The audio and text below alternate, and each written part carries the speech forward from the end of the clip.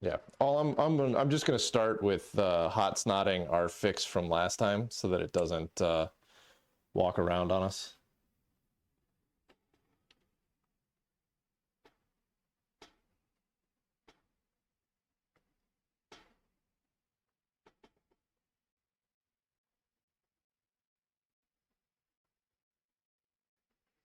It's gonna look gross.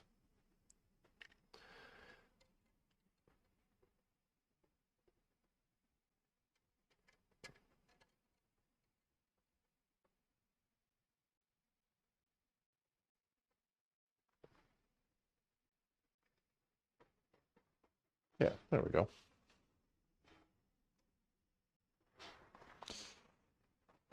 I hate hot glue, but it has its uses.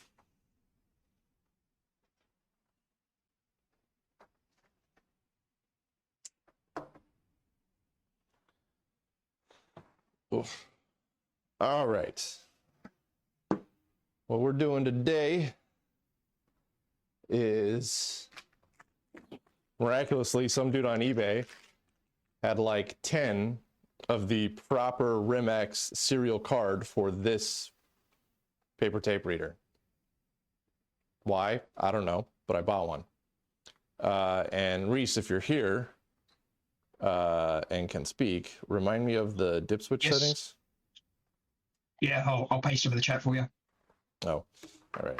You may have to read them out to me. Or I have to get the second thing open. I'm pretty sure I got it set right, because you said the 2 position is set to 3 as opposed to 2. And really everything is, Yeah, and for this, yeah, go ahead. 6th position, I think it was switch 5 needed to be on. And that's it, yeah. And then my rotary is on C, which is 4800 baud, I think. Yeah. Yes, if you do it E, you'll get 9600.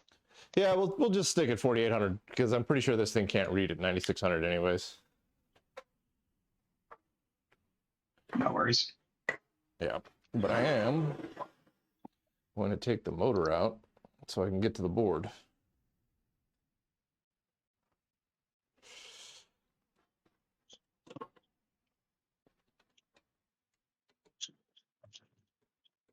And then I need to get my other laptop out to get into Minicom anyways.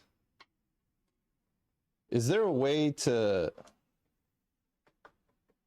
Oh, I guess I can do the -H command on Minicom and it should print the hex that we receive.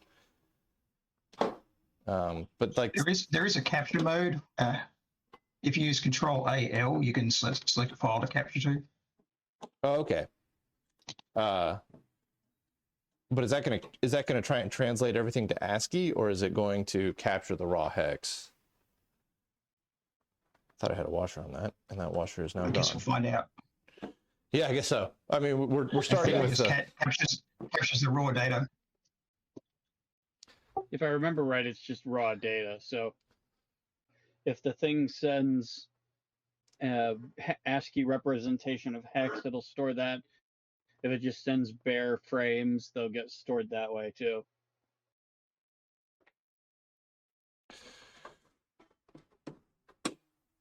All right. There's also an option in file download that just says something like save the next X bytes to file, and you do this until I tell you to stop, something like that. Okay. Just like raw capture or something like that. But I remember it being in the download menu, which was kind of counterintuitive. It's been a while since I messed with it. Minicom is great, but like I don't know how to use it. I got so used to using Terraterm with its like nice GUI and whatnot, that Minicom always throws me for a bit of a loop. Yeah, Minicom is trying to emulate Procom. So unless you messed with Procom back in the DOS era and have that context, then Minicom is just going to be totally alien to you.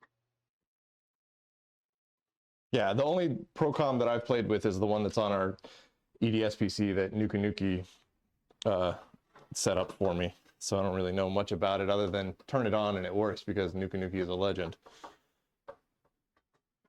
Yeah, Procom was pretty slick.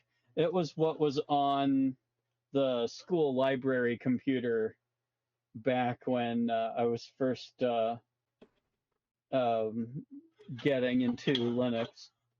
That was what I used to download Linux for the first time. I had to use an FTP to email gateway, download each disk image as UU encoded binary, write it to a floppy disk, take it home, and because I only had 3 floppy disks that were 1.2 meg, I had to bring one back when I was done reading in one disk. Then I had to go back to school, and I only got a few days a week that I could do this, and it wound up taking me a few months to get Slackware installed on my 386. You are Yikes. more patient than I am. Well, that's how everything was back then. Well, the college I went to when Linux came out had a shared 19.2K leased line for the entire campus for the internet. And I spent many a weekend downloading Linux distributions and making everybody that was playing the MUDs yell, lag!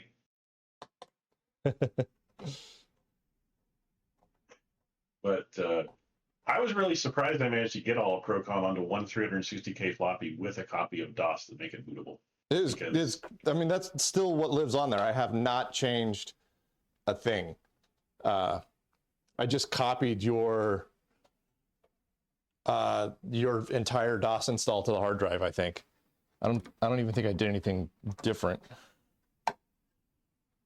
It's it was, you know, the PC setup program is missing from there to change the settings for Procom because there just wasn't enough disk space for that and DOS. Yeah, you managed to make it all fit in a tiny, tiny space. But I've got to say that using PCM, the PC emulator, made that a lot easier. It's then I was just working with disk images. Set up. Though I could have done it on a Tandy 1000EX if I really wanted to.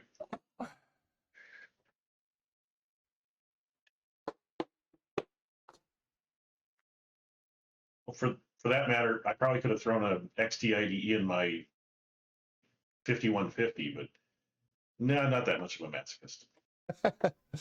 I mean, the EDS PC is effectively a 5150 built out of off-the-shelf parts. Yeah, it is 4.77 megahertz, so yeah, it is the same speed. And I think they built it, you know, Centurion built it to be a competitor to the 5150, and it got an upgrade in its life to go from dual floppy to dual floppy and a hard drive. But that's all they upgraded. They just swapped out to, you know, they kept the original controller card in there, but then they slapped on a hard disk controller and a RAM expansion. Is it a 5150 clone or is it an XT clone? I'm pretty sure it was a 5150 because it was dual floppy only. Didn't the XT come with a hard drive? Or maybe not. I don't know. My early PC game is not very good. It could come with a hard drive. I'm not sure if if the XT had a dual floppy option or not. It did. We had some of the dual floppy XTs at the middle school that I went to. The question is, how many slots are on the motherboard? Five. I don't remember off the top of my head. On the EDS PC? Yes, it is five. PC. Yeah. Okay. Yeah. So that is a 5150 clone. Yeah.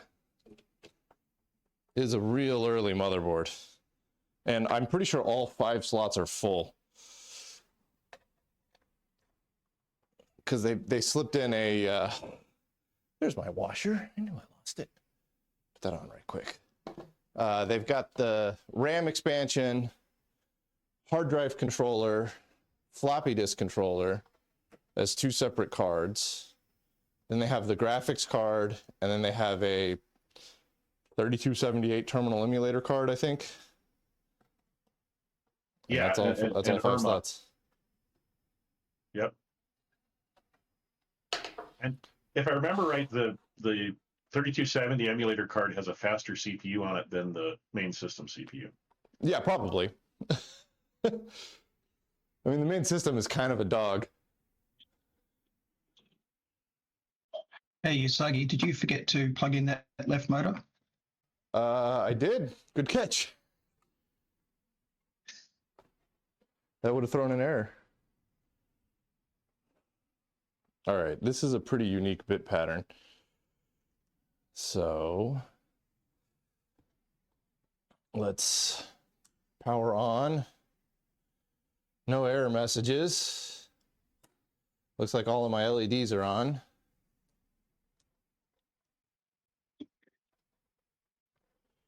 Let's get this, I guess, lined up. I don't know. I don't have any leader on this paper tape because it was meant to loop in the UE1. There we go. And if I do a spool, yeah. All right, so things, and I can go forward or backwards. So things are working like we're expecting. So let's go into the terminal here. Let's do a minicom-s. Geoport setup. We're going to change it to 4800 8-in-1.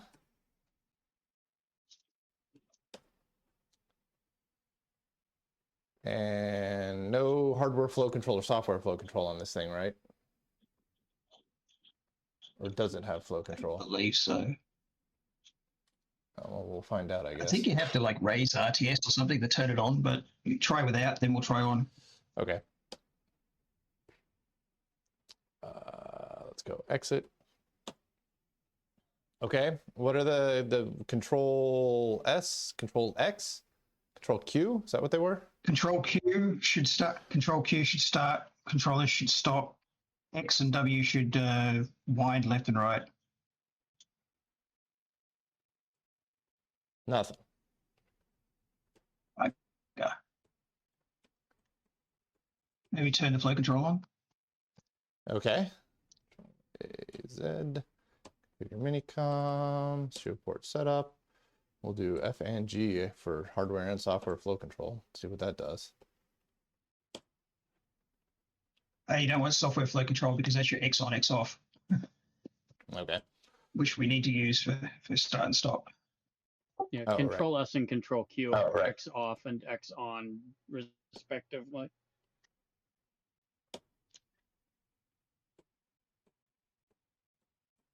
Nothing. Not a zip zero zilch. Dang. Would pushing read or whatever on the panel Let me make null this modem come it. out through the serial? Let me null modem. Let's just get that out of the way right off the bat. Let's slap a null modem on this guy. I mean, I don't think we need it because I think that's the way that we set it up, but every time I have serial problems, it's because I either needed a null modem and didn't put it in, or didn't need it and did put it in. Now, the worst thing is when you have a cable that has a null modem in it that you don't know about.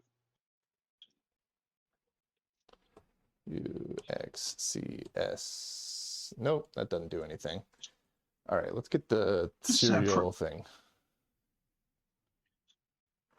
Choose In the that. code, it kind of looks like you have to be in loop or spool mode. So maybe just hit loop and then try Control Q again. Let me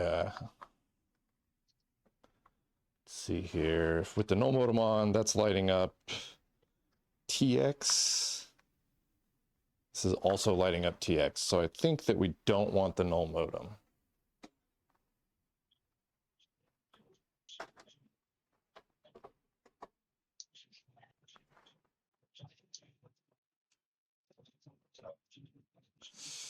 All right, well, we're getting TX and RX lit up now. Don't know what that means, That's a but positive. Do you see DTR, DSR, any of that stuff? oh yeah, almost everything on this thing is lit up. DTR is lit up.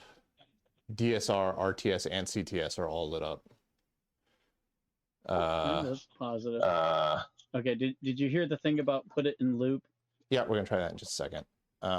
Hardware flow control is turned on from the CPU side or from the laptop side because I've got RTS and DTR lit up with the Remex unplugged. And if I plug the Remex in, we get CTS and DSR lit up. So there is some flow control expected between the two. Sounds like the right stuff. Yeah. So we go to spool mode. You said spool or loop? Try either, and then hit Control Q. Oh, whoa, whoa, whoa,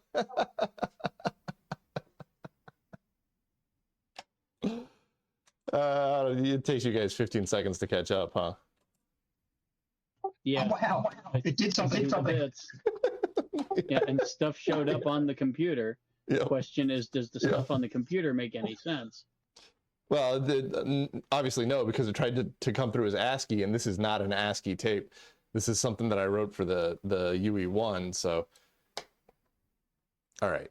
No, I would expect it to just send you the raw bind, because it's not going to try to convert things to ASCII. It's going to take it as it is, because otherwise it would screw up terminal commands.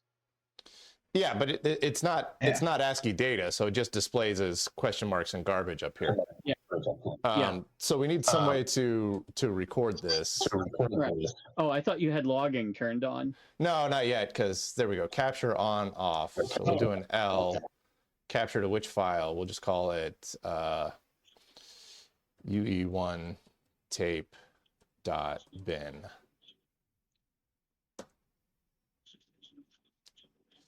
Control Q.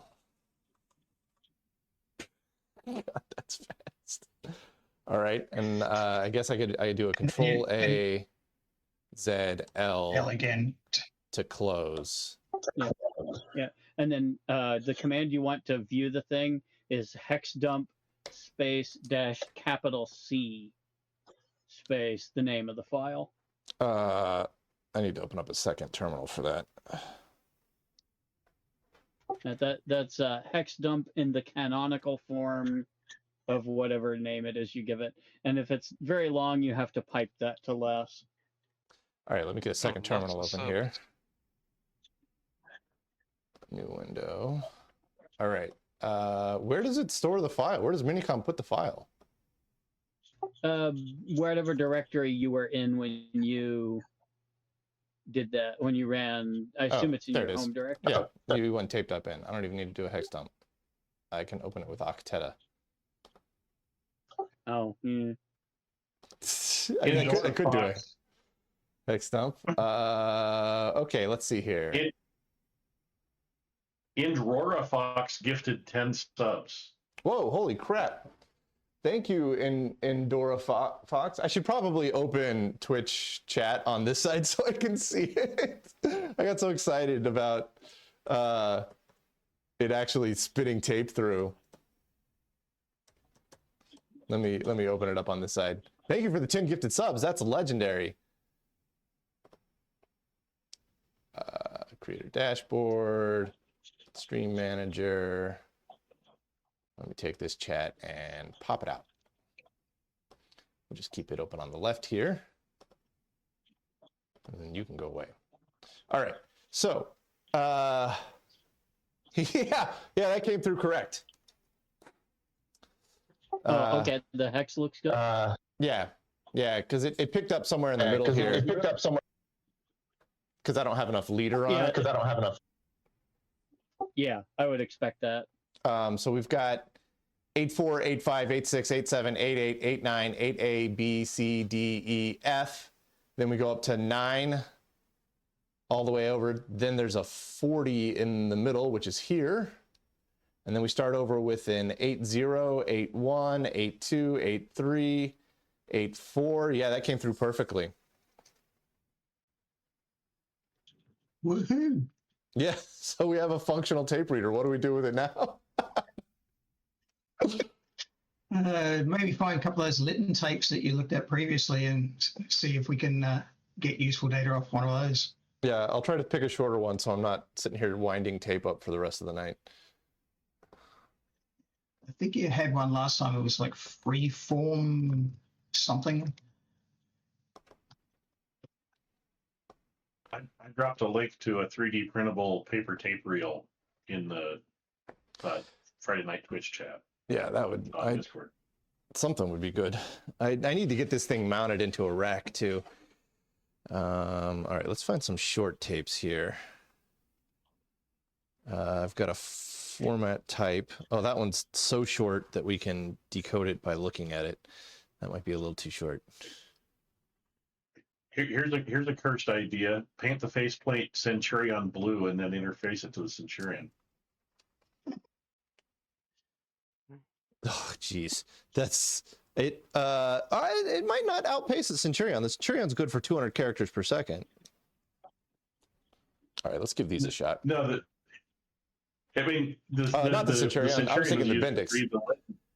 I got you. Yeah, I mean, it would look good. So, like, one thing I don't like about the Centurion is that I've got 2 hawk drives in there, which is like 2 of the same thing.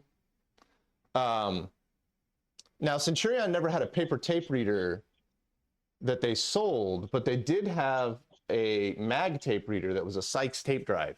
And I would absolutely pull one of those hawk drives out to put a Sykes tape drive in there. But yeah. All right. So this is a duplication tape is what it says on it. And it's one of the ones that came with the Litton. Let's see if I can get it They to... would have. Yeah, I think I might even know what that program is. They would have had a tape reader. I've got a- to I've got a import sc- Litton hardware, software. All right. So next we come up back over to here. We do a Control A, Z, L, and this is duplication tape, dup tape.bin. Hit enter on that. I've got a script that can convert. I've got a script that converts the raw Litton binary back into ASCII so we can actually see it. So that should confirm if we've got a good read. Well, it jammed. So let's try again. Let's do a Control Q. Oh, nope, didn't like that. Let's do loop. We do a Control A, Z, L, close. Control A, Z, L. We're going to do that again to the same file. I think that the tape was pulling through and it jammed up. It got caught up and it stopped early. So I don't think, hopefully we didn't hurt anything. Let's try again. You don't have to do Control A, Z, L. You should be able to just do Control A and L. Oh, okay. Oh, you're right. Excellent. Okay, that one did go through. Let me open up Discord over here, which may happen instantly or may take 14 hours.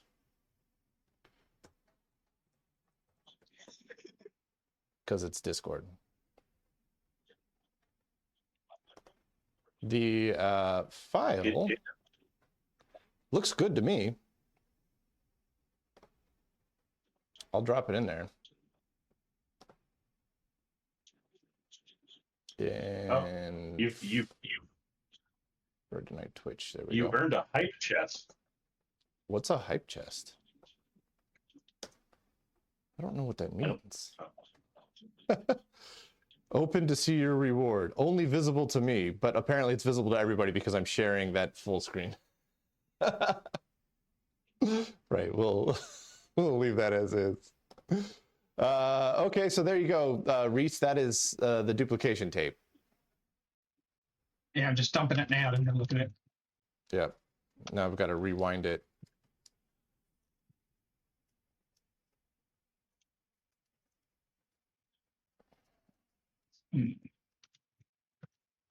Does it make sense? The thing is, like, I don't know if these are Looks Litton like tapes or shit noise. not. They came with the Litton, but that doesn't mean that they're for the Litton.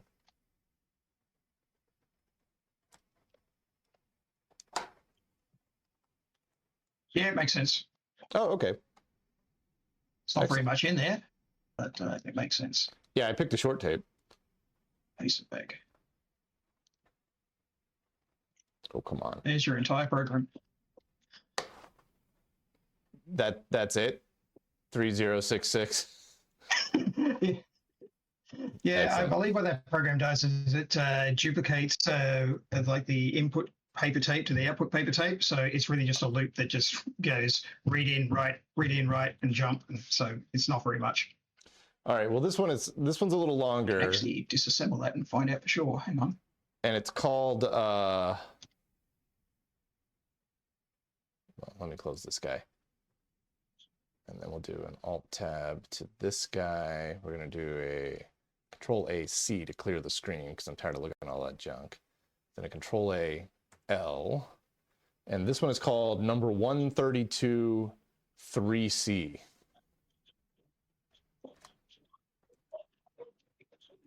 Okay. Whatever the heck that means. Okay, that is capturing. Do a Control Q. That one's going to take me a while to rewind.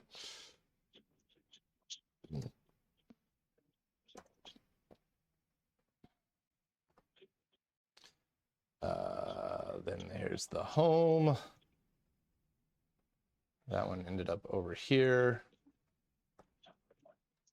Go ahead and dump that into there. And that one's a bit longer, 473 bytes. I mean, a lot of that is leader and trailer, but go create a folder here called Litton tapes. And I'm just gonna put you in there, and then put you in there.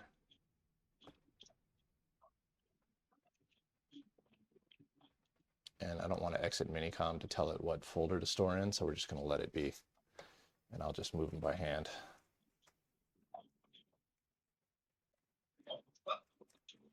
And this is the Yeah, problem that looks with like a reading Litton tapes. tape too. I think I'll.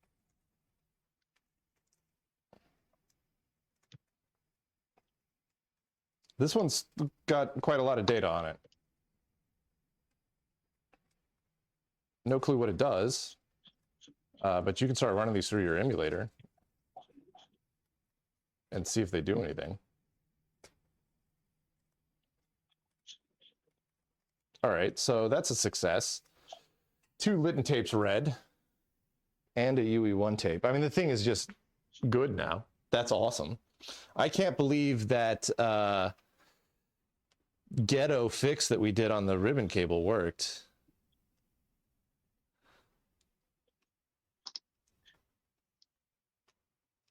That's pretty much the Like way. you're dealing with very fast signals or very high voltages.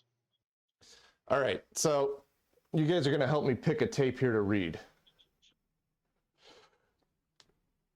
If I can figure out where the camera's pointing. Here's all the tapes I got. Some of these are boring and we don't care about, like these are Nova tapes.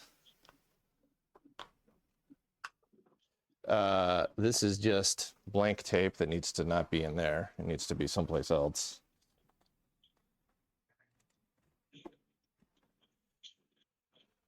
This is a UE1 tape. This is a UE1 tape. The blue tapes here are G15 tapes. Okay. This is a teletype tape.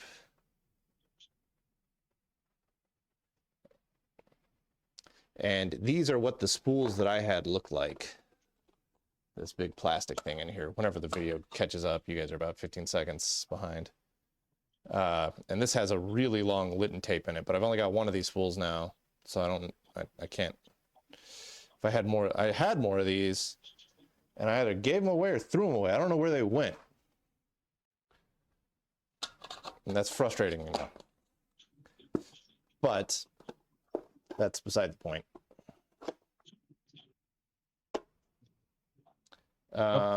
Fortunately, there's that 3D printing to make new ones. So yeah, and I think on a future episode here, we're gonna bring that 3D printer out here, and you guys are gonna teach me how to use it. Because I've got a really nice 3D printer, but I have no idea how to use it. I got another duplication tape in here. I've got a duplicate of the duplication tape. That's another duplication tape. I've got multiple duplication tapes of different sizes. This one says... I guess they were duplicating them. Yeah. 2C overlays mod 160. If I'm just going to read names, and if something sounds interesting, Reese, speak up. Program IG year switch.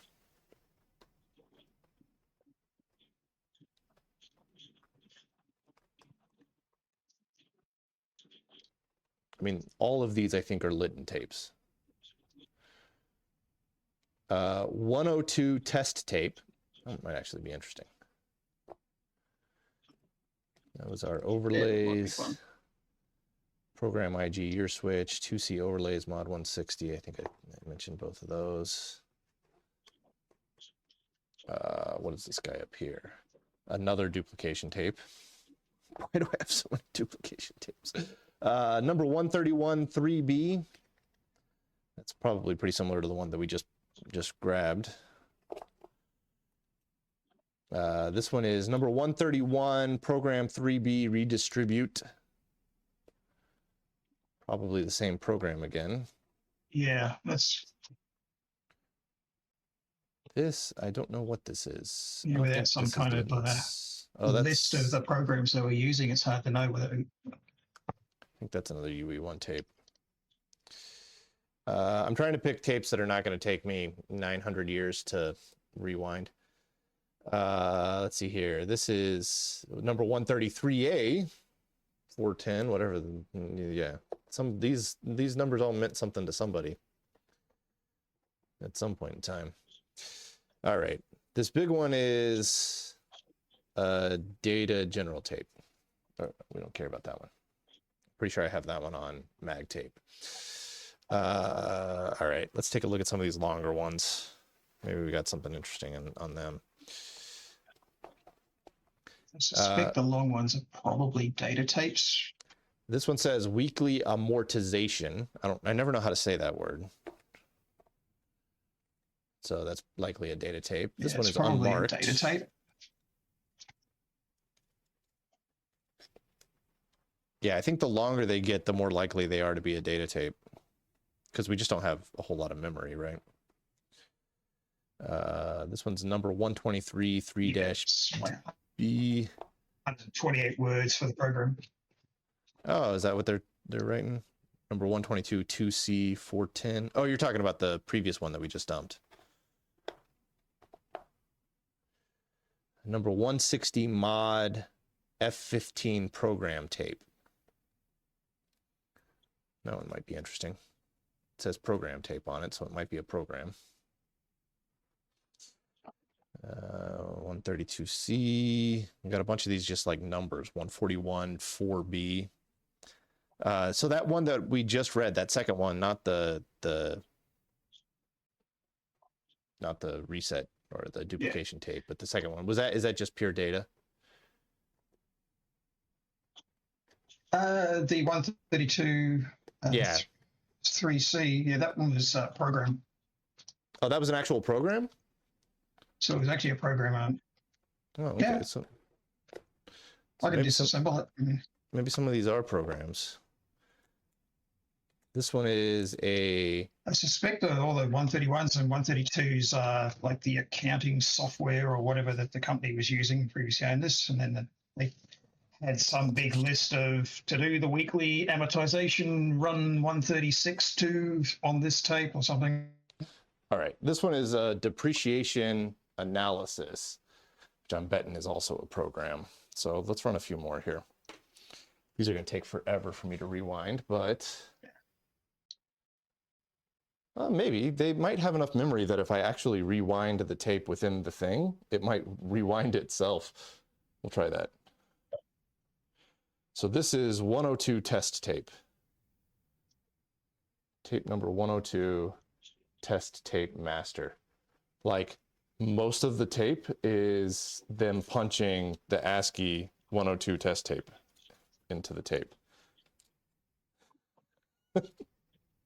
It's an interesting choice.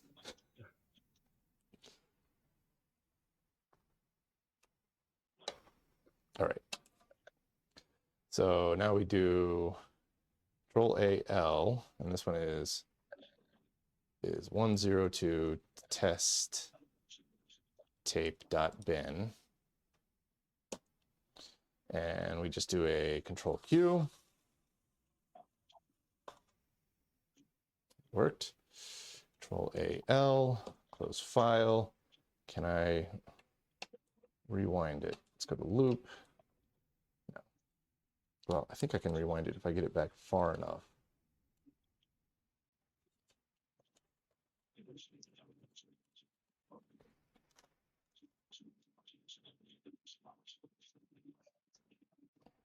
No, this is just a nightmare. I'm just going to end up tearing the tape. All right, I'll drop that one in while I rewind. Here we go. No clue what that tape does.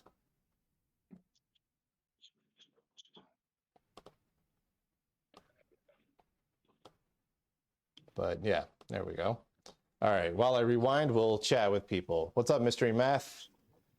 I got labels on those. Mystery Math, I didn't put labels on them, but the company that was using them when they were new wrote on them what they were. Also, some of them punched the label into the tape. So like the camera's probably not going to pick it up very well, but this one has master punched into the tape. Whenever. Yeah, that was common. Yeah, it takes up a lot of tape. Yeah, it takes up a lot of tape, but that's considered part of the leader anyway. Yeah.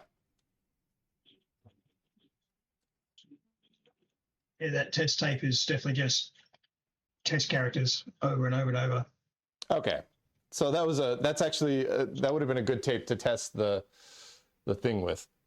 Okay, this one is depreciation method analysis. So I'm just going to name it depreciation. Or DPMA, we'll do that. Let's do a Control AL, and I'll name this one DPMA.bin.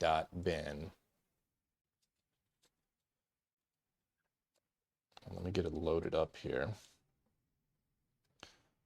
Preferably without breaking the tape in the process. That doesn't feel like it's loaded up correctly.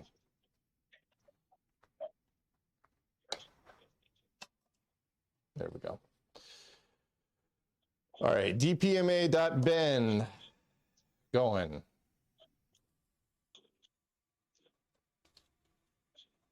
God, that's a mess. It's so fast.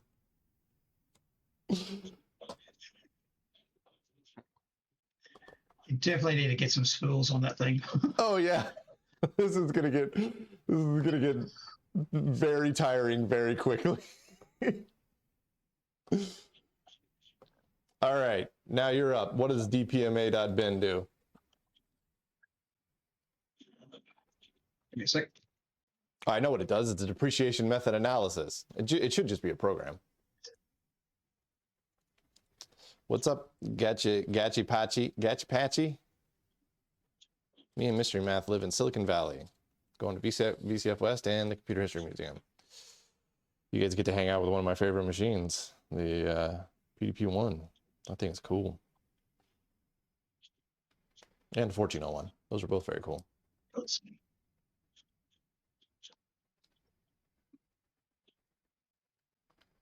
Yeah, Baldermet, going back in time a bit there.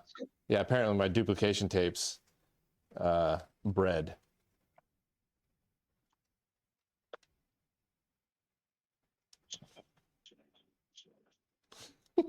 This is oh, this is riveting content. What this is, sitting here watching me rewind a paper tape by hand, which, by the way, is like 60% of the time whenever we're testing stuff on the Bendix is this.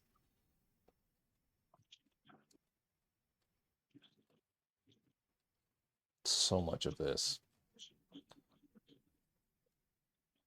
But now we can use this to read Bendix tapes, which is great. What'd you say? Looks like a program, but it also seems to have some data on the front. Okay. The DPMA seems to have some data on the front of the tape and then a program. Oh, the data on the front of the tape is probably the depreciation title, the depreciation method analysis or whatever title, because that takes up like a solid 1.5 feet of tape for them to punch that out. So that's going to look like a lot of data at the beginning that doesn't make any sense. Okay. All right, next up is, this one's in very rough shape. We'll see, and it doesn't have much of a leader. Great. This is F15 program tape.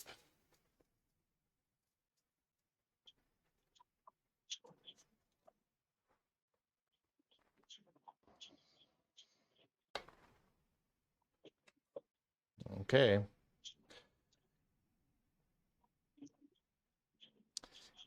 Yeah, this one might shred. All right. Let's go Control A, L. Let's call this one F15pt.bin. Enter. Control Q.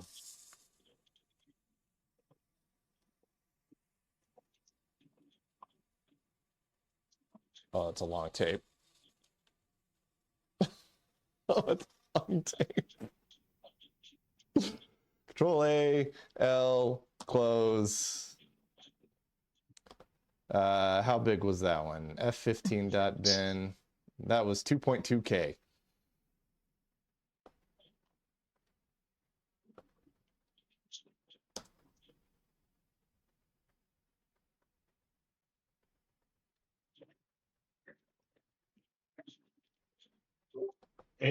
Hey, now between this and the faucet, you could back up a Bitcoin in dead tree format. Yeah. Okay, this is what the next 30 minutes of the stream is dedicated to. Me rewinding this tape.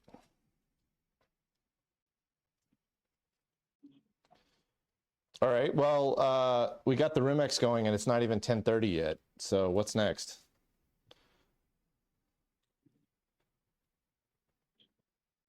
Well, the BOMEM or playing around with the gas pump controller. Yeah, both of those are going to be frustrating dead ends, I'm afraid. But if you guys can work the magic that you worked on this thing and just have it work in the first 10 minutes, then I'll be flabbergasted and happy. The BOMEM, so to explain what's going on with the BOMEM, it might be easier to explain once I've got it in hand. But we got the correct cable, we got the correct current source board for the BOMEM side of stuff, and I have verified the pinouts of both. They are correct. It is talking to the correct DEB77. Everything is lining up correctly. When we turn the PDP-11 on, there's the standby signal is just on the opto isolator board from the PDP-11. It sends a standby signal immediately as soon as it gets power. So the BOMEM goes into mode 2, exactly like it's supposed to. And then the BOMEM never leaves mode 2.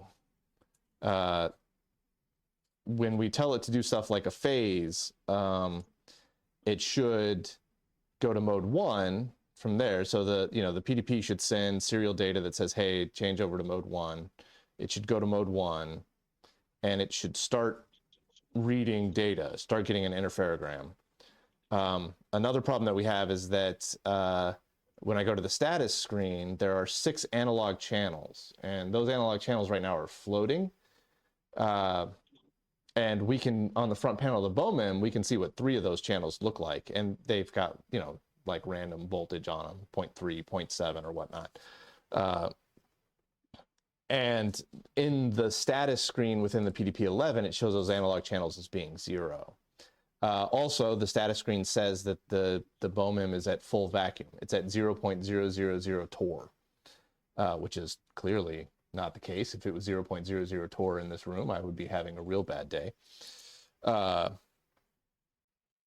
So the PDP is not receiving any, or it's not interpreting any of the data coming from the BOMEM correctly. And we don't know why. I have a few theories, but they are just theories because I'm not super hyper familiar with the system.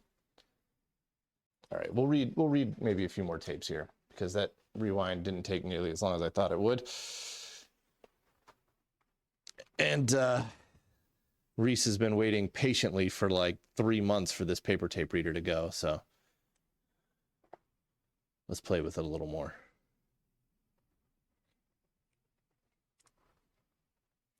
Although I think I've got you some interesting programs. Yeah, Suzerain, yeah, we got plenty of time, so we're not running low on time. All right, that's a number 176R. This is a number 143 4D.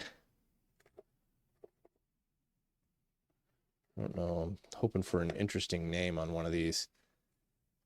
Payroll Journal Master Prep Tape. Does that sound interesting?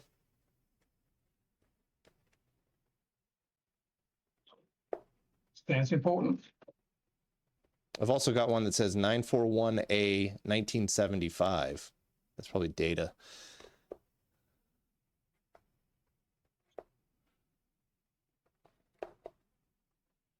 So would a master prep tape, would that be a program or would that just be, I mean, that sounds like a program to me, right?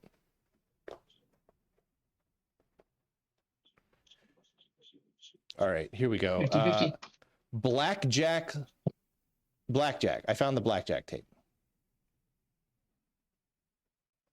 Woo, finally. Bingo. I hope that one reads correctly because I really want that. There is a slight problem with it, and that is that it's about 3 inches in diameter.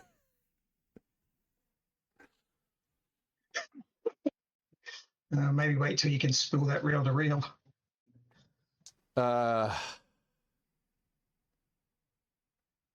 Maybe if you Let's put go it for on it. just the shaft of the. Let's go for it.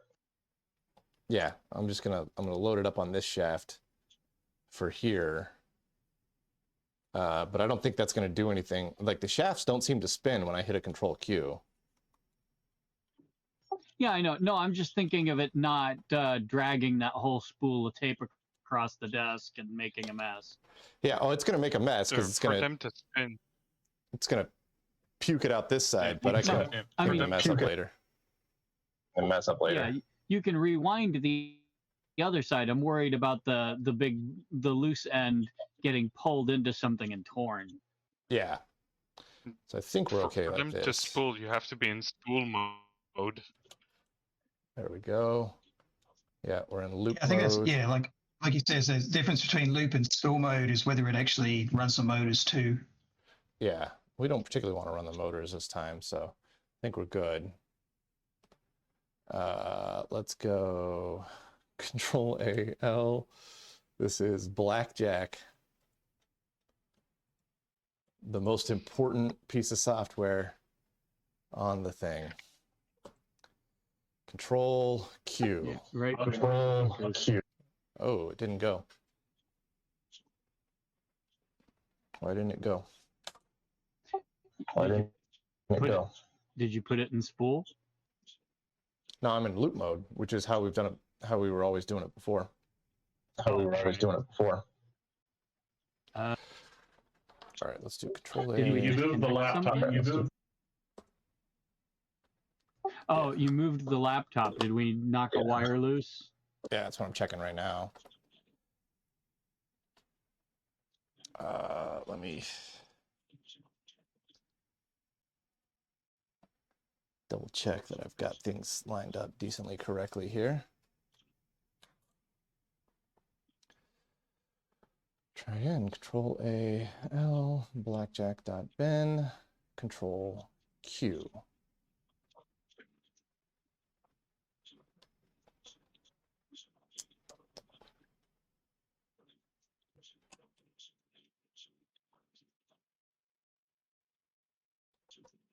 Oh, is there a switch detecting the shaft? Maybe. That you got something sitting on the shaft. I don't think so, I though. don't think so. Yeah, the motor's just a 2-wire motor.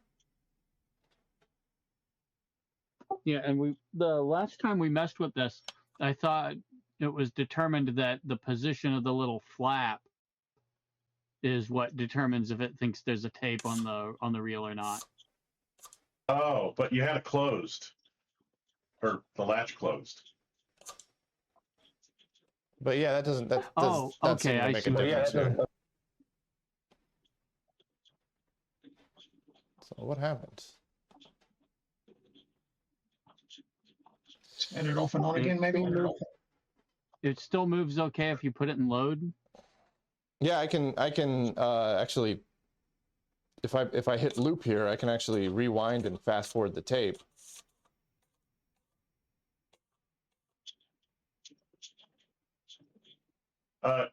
Close Minicom and reopen it. Yeah. Control A. That's a solid guess. I wonder if going back and forth picks up. No, it doesn't pick up anything.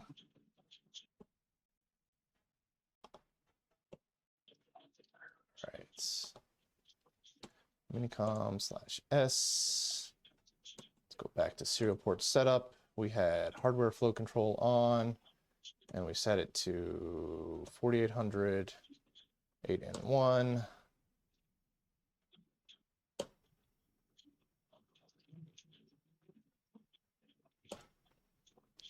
Control A, L is going to be blackjack.bin, then Control Q. Okay, what did we break?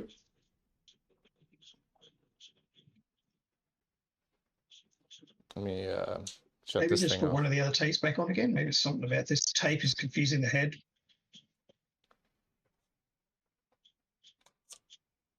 Because it uses the photo transistors to detect if a tape is actually there. Yeah. All of our LEDs are still on. That's good.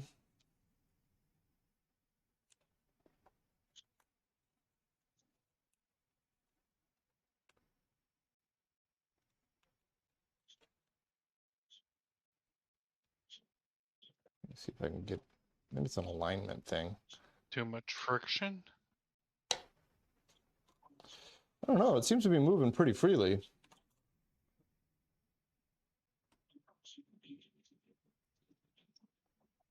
None of the control codes are doing anything.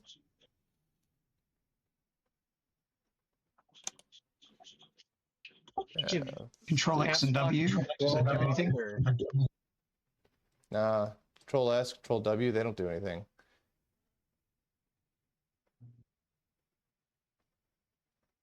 Just put back like something on the duplication tape or something and so see if it's something about this tape. I can't imagine that it's here we go. This is a UE1 tape.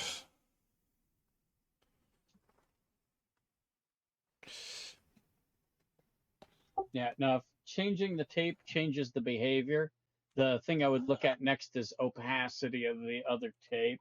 It may be that it's too thin or not dark enough, and it's no change. not tripping some photo detector. No change. Uh-oh. What did we forget to do? Yeah. I Did hit you loop. make Back in the sure loop, did you cables limbo? are all I right? hit loop. Loop. What's going on here? Yeah, so I can hit loop and it loads the tape you know, like it always has. So the tape is moving just fine. And I can, well, I'm in spool mode right now.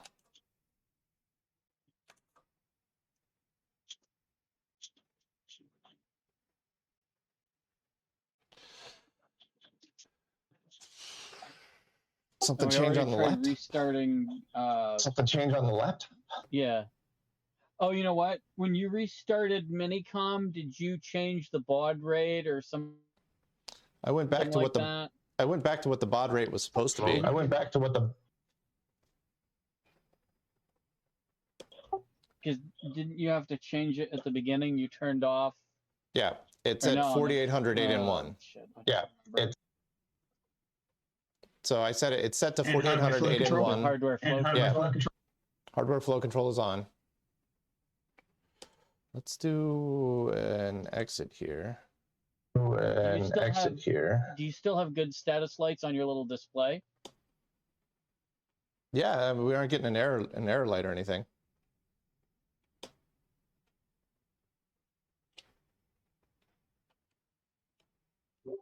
On your RS-232 troubleshooter. I removed that because I was afraid that that was maybe causing an issue from a bad connection. Or But I can go back that's to what that. that's what I was asking about when I asked But I can about go back the to little, that. That's what I was asking about when I asked about the little display. I wanted to know if you were still seeing the hardware flow control signals. Let's restart this guy.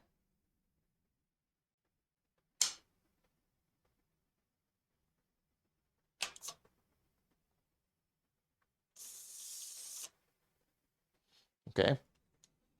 That tape went through. Somehow or another, we got it upset, maybe? I don't know. I'm going to try and run with this while I can, Could though. be. It also could be if I'm it's gonna try and run with this while I can, though. Yeah, the other thing that could be going on is it could be set where if it sits idle for a certain amount of time, then it goes to sleep and there's some other sequence needed to wake it up. Yeah, that's, I think, a decent possibility, too. And we just don't know the sequence. Go. Power Yeah, no. Power cycling. Power Yeah. cycling is what was just done. Yeah. Anyway, Yeah. if it doesn't work now after having switched to this, the thing I would look for is this tape too thin that light shines through it and isn't setting off the tape presence detector?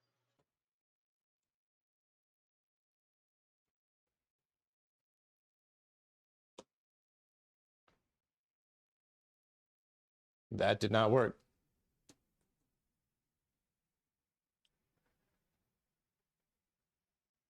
Hang on a sec. Control A-L. Hang on a Close the sec. detector file. I don't think it's the detector thing. The tape doesn't look, the tape actually looks darker than the tape that I just sent through it. Oh, I didn't do a Okay. loop. Hang on. There we go. All right. Let's do Control A. Try that again. Control Q. There it goes. There it goes. So All maybe, right. There it goes. yeah, maybe it went into a sleep mode and we don't know how to get it out of the sleep mode.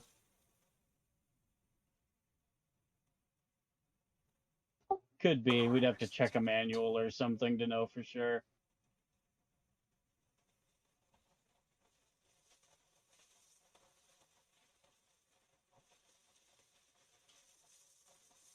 So, you know, what would be nice is if you could just rewind it back onto the other spool. I'm going to try that.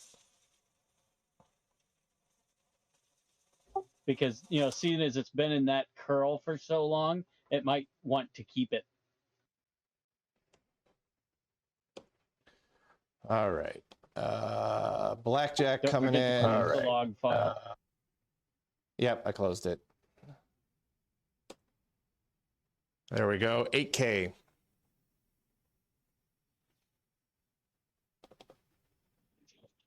Decoding now. I mean, it looks like valid data, but not like I could tell any difference.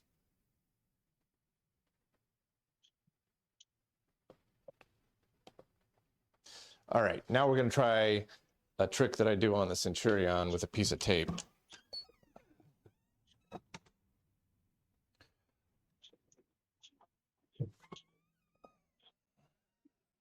Not on the Centurion, on the Bendix, I mean. Let's see here. What can I tear? I can tear you up.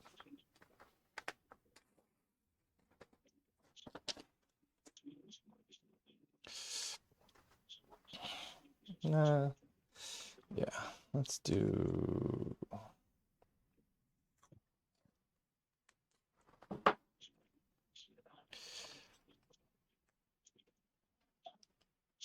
Blackjack looks like a binary program, like in the low-level assembly. So it actually looks like it's something. I'll try Oh, that's running it in good. the emulator in a bit. It's a promising start. Was there anything written on the tape as to how to run the program? Yeah, I'll tell you here in a second once I rewind it. It's written at the front of the tape, and we are currently at the back of the tape.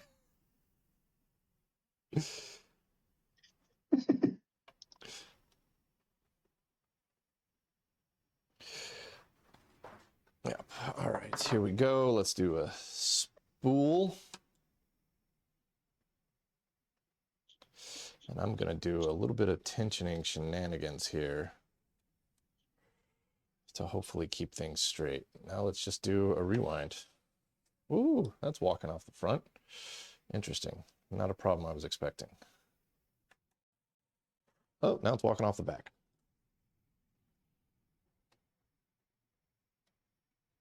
You might have to run it through the sprocket to hold it horizontally. I think you're right. I think it's going to have to go through the sprocket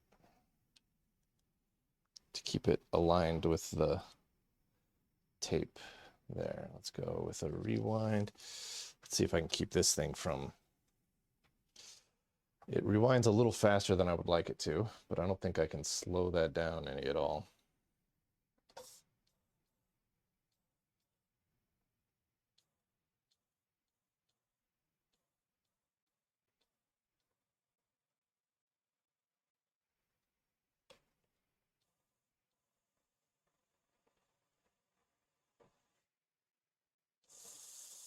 Hey, that's not too bad.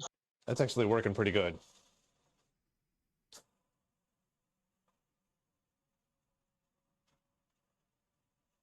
That worked like gangbusters. Oh my gosh. Now I got to get it off of the spool. There we go. All right, you ready? For whatever this means.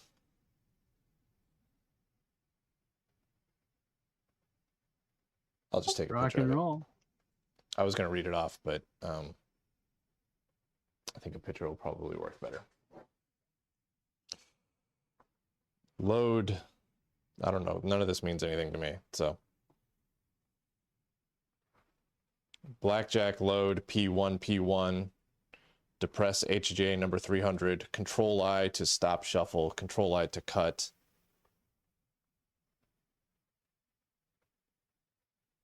The fuck is Brent calling me for? I hadn't talked to that guy in years. He must. All right. He's in your time zone, Reese. It's been so long since I used this emulator, I have to remember how to use it. All right, so here's the directions on blackjack.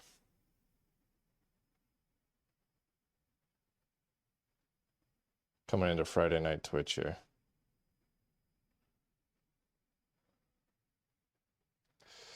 All right, that rewind worked well, so let's see if we've got another long one that we want to read. After I trim the paper out of this thing.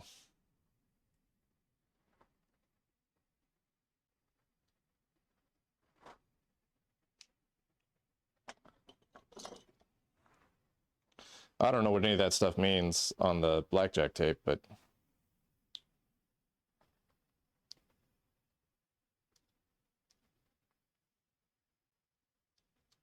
Well, we got it backed up at least.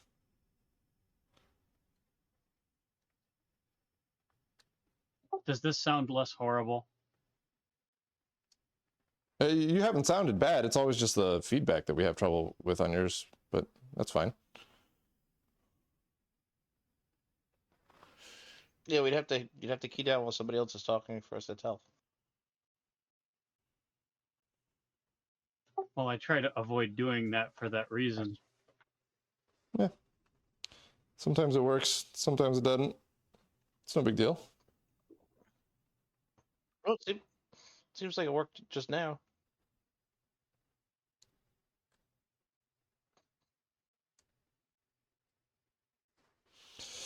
All right. Blackjack You're program. gonna have to give me a little bit, backed up. bit of time to remember how to use the simulator. Oh, no, yeah, take your time, man. I'm trying to see if there's any other longer programs that are interesting in here. 41 interpreter. Does that sound interesting? Oh, that one came apart. What is that? We've got Lucy calendar. That sounds like personal stuff. We shouldn't do that one. We've got job cost analysis. There you found the Lucy calendar is probably a naked lady calendar, so you've got the hookers to go with your blackjack. Oh, well, if that's the case, then we should definitely get that one. We'll try that. I mean, it's quite long. We'll try that. Now I When gotta see you it. said it sounded personal, I thought you Now I were gotta trying see to. it. I thought you were trying to be diplomatic about it because of the recording. So I'm like, okay, we're being mindful of the content. I need to be careful. Oh, no, I was thinking it was like legitimately somebody named Lucy and it was their personal calendar. I don't know if this one's going to read. There's a lot of... Honestly, something like Goo. that on There's a lot of. on goo. Litton would be that would be really early example of groupware. That would be historically significant if that was the case. I was just thinking. least We if know it that was there's. the I was just software. thinking. I was thinking that it seems like every one of these early computers had a naked lady calendar. Heck yeah.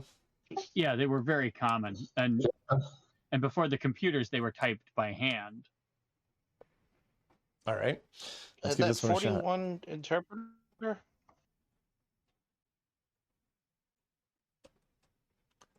Lucy.bin. Let's hit a control Q. Oh, there it goes. What's the other one I brought up here? Yeah, 41 interpreter. I don't know what that means. That's focal, I think. Okay. Maybe 4.1. Has it written on there on the tape, like the number 41? No, it just says 41. Yeah, the number 41. It doesn't have a number. It doesn't have a pound sign. God, that's a long tape. Because it's HP 41, but then the language focal was 41 calculator language, and I think that was an interpreted language used on other machines. I don't know if the timeline's up though. No, you're confused. There's two. You're confusing the two because DEC had focal, which is like formula calculator or something. There's a completely different language than what the HP 41 had. DEC focal is something a bit like BASIC, a little bit. All right, Reese, if you can check Lucy and just tell me if there's like personal data on there. Just, like, I mean, you don't have to, if anything jumps out, like if nothing jumps out immediately, don't worry about it. But if something jumps out and there's personal data on there, let me know and I'm going to remove that from the thingamajig. Sure.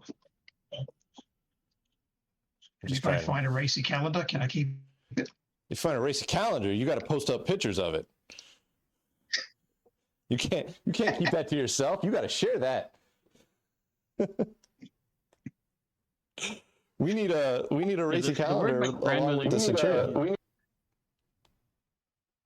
Sorry. The word my Sorry. grandmother used to use for the whatchamacallit is the dooflopper. Okay.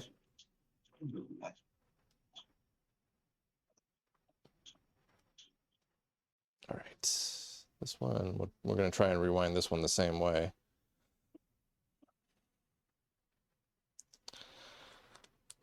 If it's a racy calendar, it will be the second one I've recovered, which will be kind of fun. It's a calendar. Oh, it is? Well, I mean, it said calendar on it, so I'm pretty sure it was a calendar. And I'm seeing it.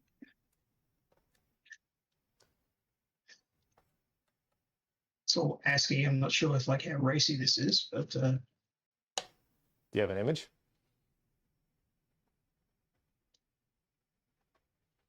yeah, I'll paste it in a sec. I might need some versions using tab symbols, but I'll send you what I got in a sec. Oh, well, that's fun.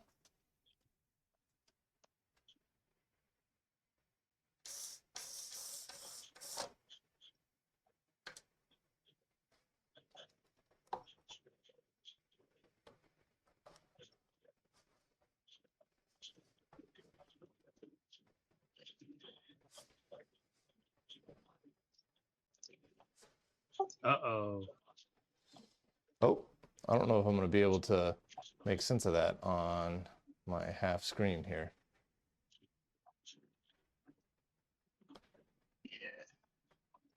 I think it needs to be processed a little bit more. The curly brackets indicates like tab to position 70 or 60, not 7, so it probably needs to be changed a little bit. Bill's got some curves. I don't know if I see a woman in there just yet. What's up, RX7 man? Yeah, we don't do the Twitch very often, and I'm not very good at it, but it's every Friday night is what we generally try to do. Also, I take it that since your name is RX7 man, you have an RX7, which means you have to tell me what kind of RX7 you have.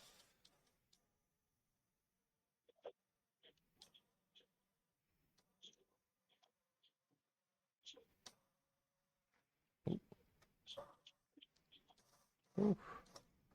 I'm glad we got that one. That one was not in the best of shape.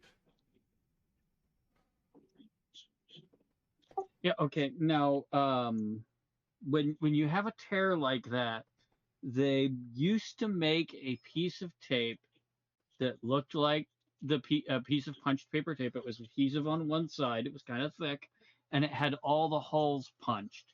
And you would just line that up with the tear and drop it over it to rejoin the tape, and it would reinforce that segment. Yeah, so you may have to try to manufacture. Yeah, if it's like if it's an optical reader, you can oftentimes get away with just a piece of clear tape, which I've done before. All right, let's loop that. This is 41 interpreter. We'll go ahead and grab that. You've had all RX-7s. You've had about 15 first gens, 1 second gen, 1 third gen, and a rotary 12A powered 78 Corolla. Well, that's the coolest Corolla ever. I've had a couple of FCs in my time, so we are rotary Ken. I had a SA as well. I had an SA22C for a while, and I sold it to a guy that's local. So I still get to hang out with it on the occasion. This is 4.1 interp dot bin, and then control Q. There you go, off to the races. Oh, whoa, whoa, hey, nope, nope.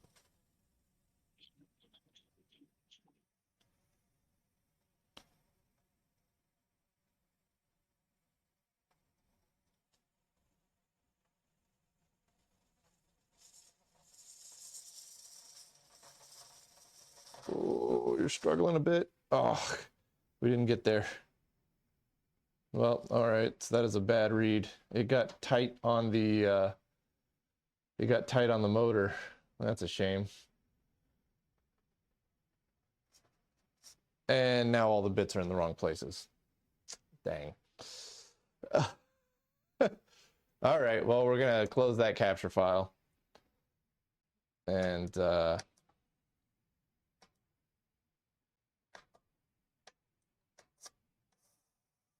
going to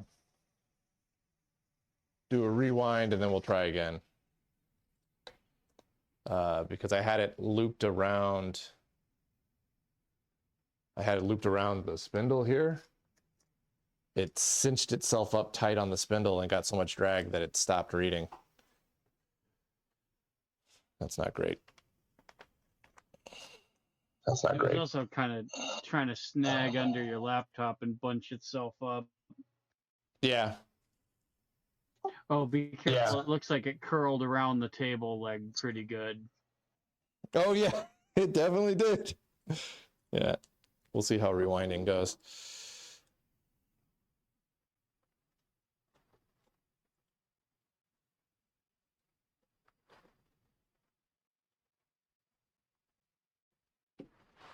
My cat is sitting here watching this with great interest.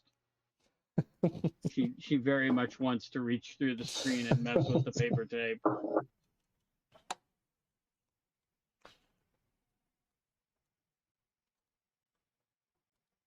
All right. Let's see here. Let's go. We want to go to spool. Oh, it won't let me do it if the thing is up, huh?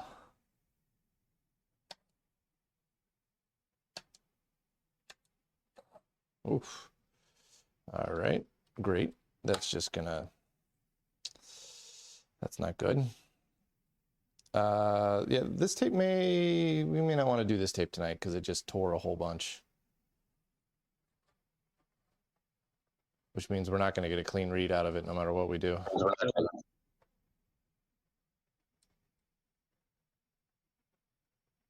Did you save the partial file at least? Yeah, it's still on there. I haven't deleted it, but it's the tear is not in the partial. The tear area is before we got to that.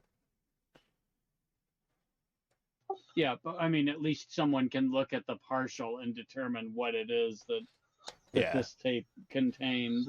Determine if it's interesting. Yeah, if it's worth another try or not. Let me rename it. Complete. Yeah, we'll go ahead and drop that into Friday Night Twitch. There we go.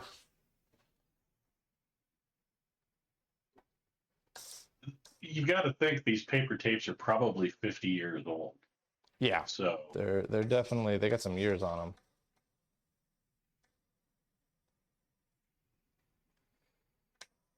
See, RX-7, man, I know we're going back to RX-7 talk here, but I was always a fan of the SA more than the FBs. I like the tiny taillights on the SA a lot better than the FB.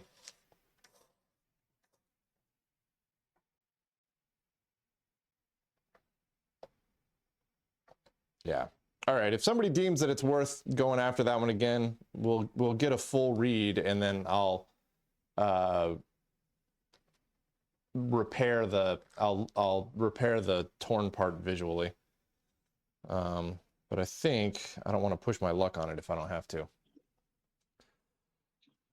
It does look like a Litton program. JBev, it doesn't have to go through the read head to rewind. I'm just doing that because it keeps it aligned.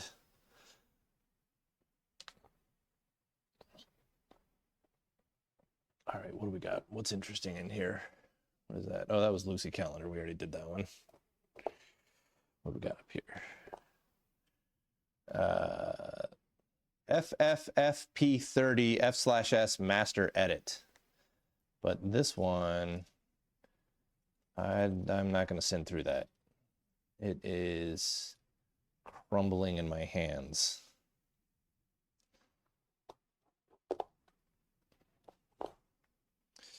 What do we got here? We got amortization schedule. I don't know if that would be of any interest. I feel like we got all the interesting ones. So I'm tempted to call it here. This guy, that's a cost schedule body. But again, so the problem with these is that somebody wrapped rubber bands around each one, and then the rubber bands melted and soaked into the tape, ruining a lot of the tapes. Who's this big guy here?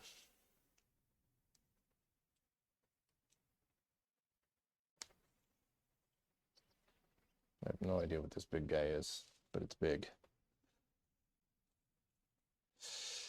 Unless you guys want to go for broke here. I've got a large tape here that is unmarked. Well, it's got a paper tape once somebody had left in a window, and it had partially burned from Sure about that. the window lensing sunlight onto it. We did get it red, though. All right, I think we're gonna we'll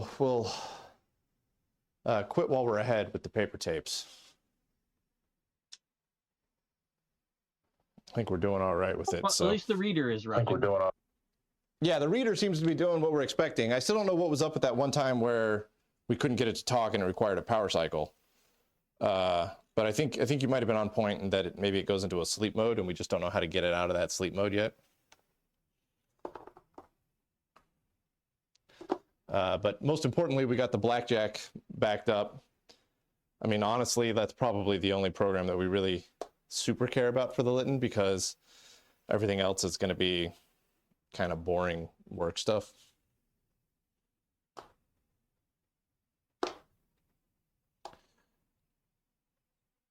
Diaper 2. Okay, up you go.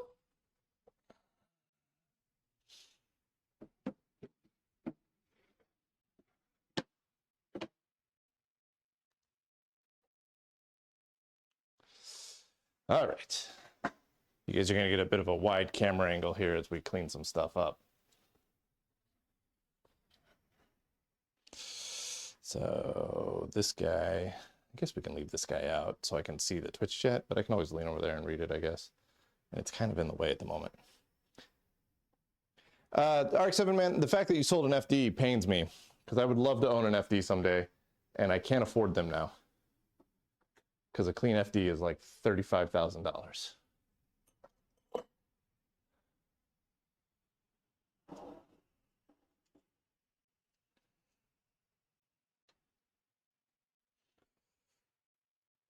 But we did get that Remex going. That's awesome.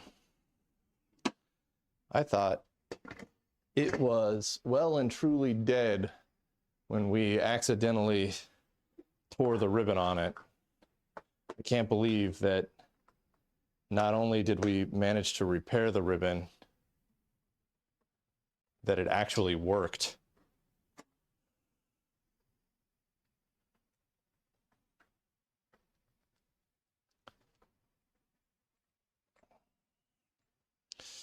All right, we're gonna hive mind the Bowman so that you guys can see and feel my pain and maybe some ideas. Because Mike and I spent, yesterday, we spent 8 hours on it. And this is Mike, who's been restoring these things, repairing these things for 30 years now. Not repairing, you weren't repairing them 30 years ago, using them 30 years ago and repairing and upgrading them. And we spent 8 hours on it yesterday and could not crack it.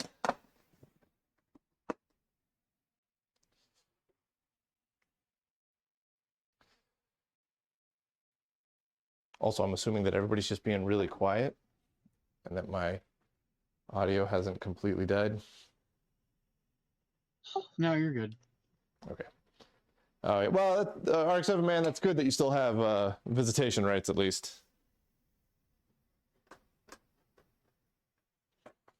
An FD, man. I would love to have an FD someday.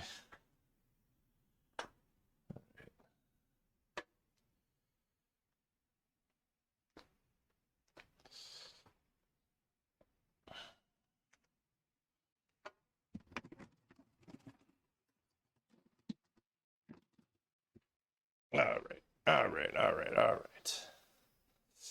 This thing needs a top. And actually, so much of it works now that I'm tempted to screw the top in.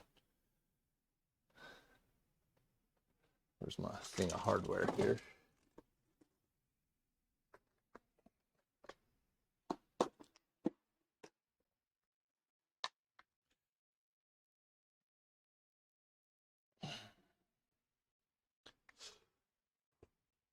Oof. There we go. That's what I'm looking for. If anybody needs a parallel card for a Remex reader, I'll be happy to send that to you. But I don't know if anybody has a Remex reader.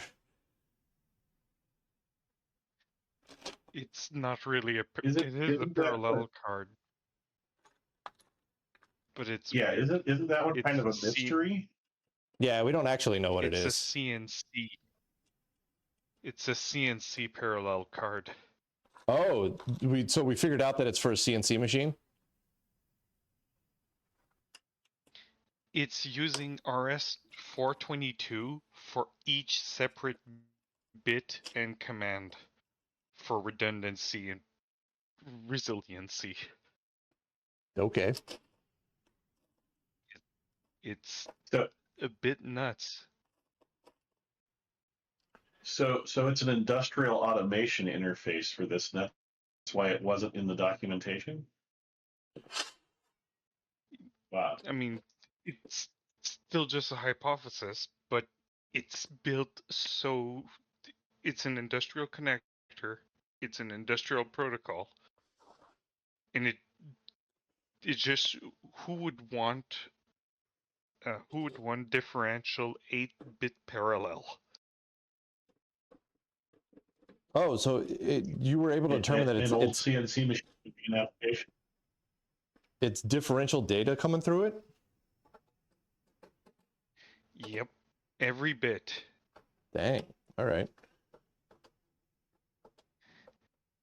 It has 14 signals, 3 in, 3 out, and 8 data. Did you figure that out by like reverse engineering it?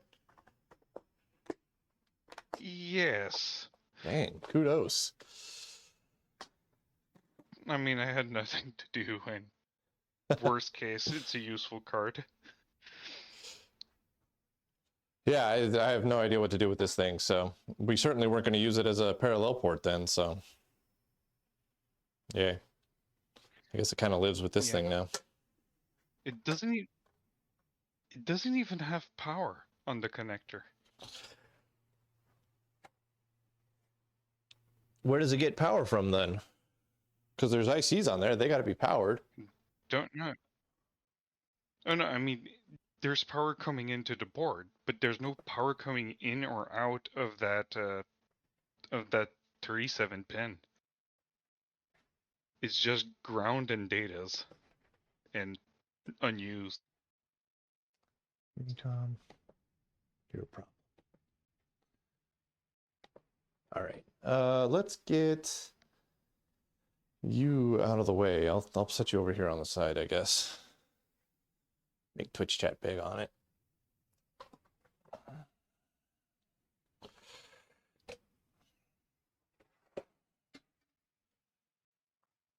Then, so we're gonna have to do a little bit of work on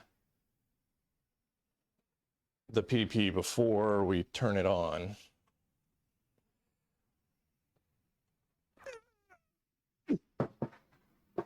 I took the Deb 77 card inside for reverse engineering. It turns out that Mike had a spare Deb 77 that's actually a newer revision that doesn't have all the bodged capacitors on it. So this one has a better shot of working. But near as I could tell, the other one was actually working. But we'll give this one a shot and see what it does. This may change the behavior. But I don't have my mounting lugs on here that I need to have in order to mount it. So I've got to get some standoffs.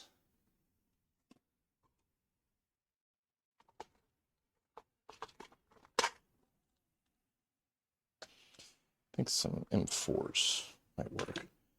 Or M4 is going to be too big. M4s are going to be too big. This should have, that's all M4s, huh?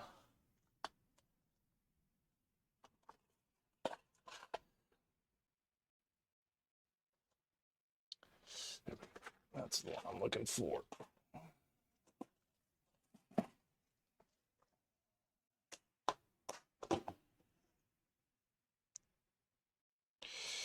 All right. Those are M2s. We want M3s here. These are all like crazy long. Why are they so long? Because I used up all the short ones. That's why they're so long. That's how it goes. I guess. I'm afraid that's going to push it back a little too far. Put us at a weird angle.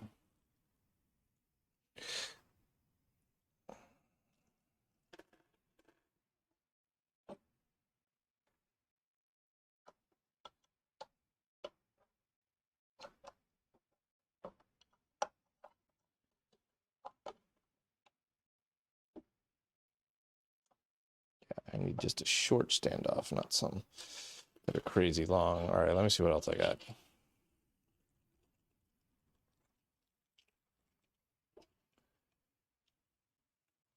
If you're looking at this going, this is ghetto. What is he doing? I agree. It is ghetto. It is temporary. There we go. It's nothing more There we go. permanent than a temporary fix. Yeah, well, so it has to be temporary because when the scanning electron microscope gets here, how come I can't open this?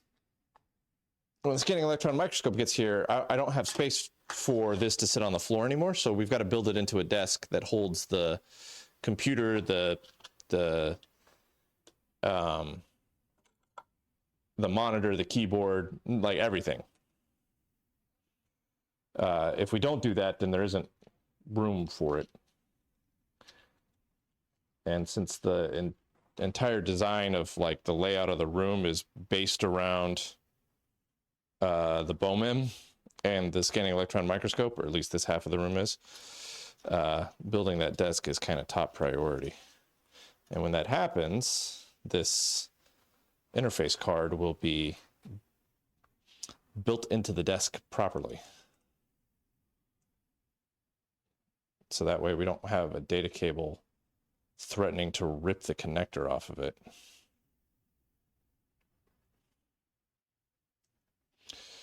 You guys can go away because I need these guys right here.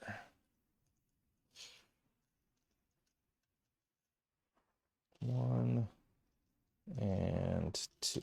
There we go. All right, let's get this thing mounted, shall we?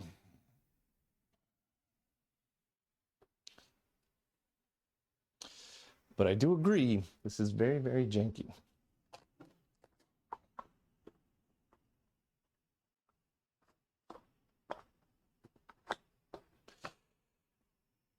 What's up? I can't read that. Parano 1D, Polaro 1D. Depends on what you're looking at. Were you looking at the paper tape reader, or are you looking at what's on the camera right now? The stuff that's on the camera, well, the answer to both is the same. They're both from the 1980s. But they're both very, very different machines. I think he's paranoid Polaroid. What is it? Polaroid? Oh, paranoid Polaroid. Polaroid. Oh, there we go. I got it. That's clever.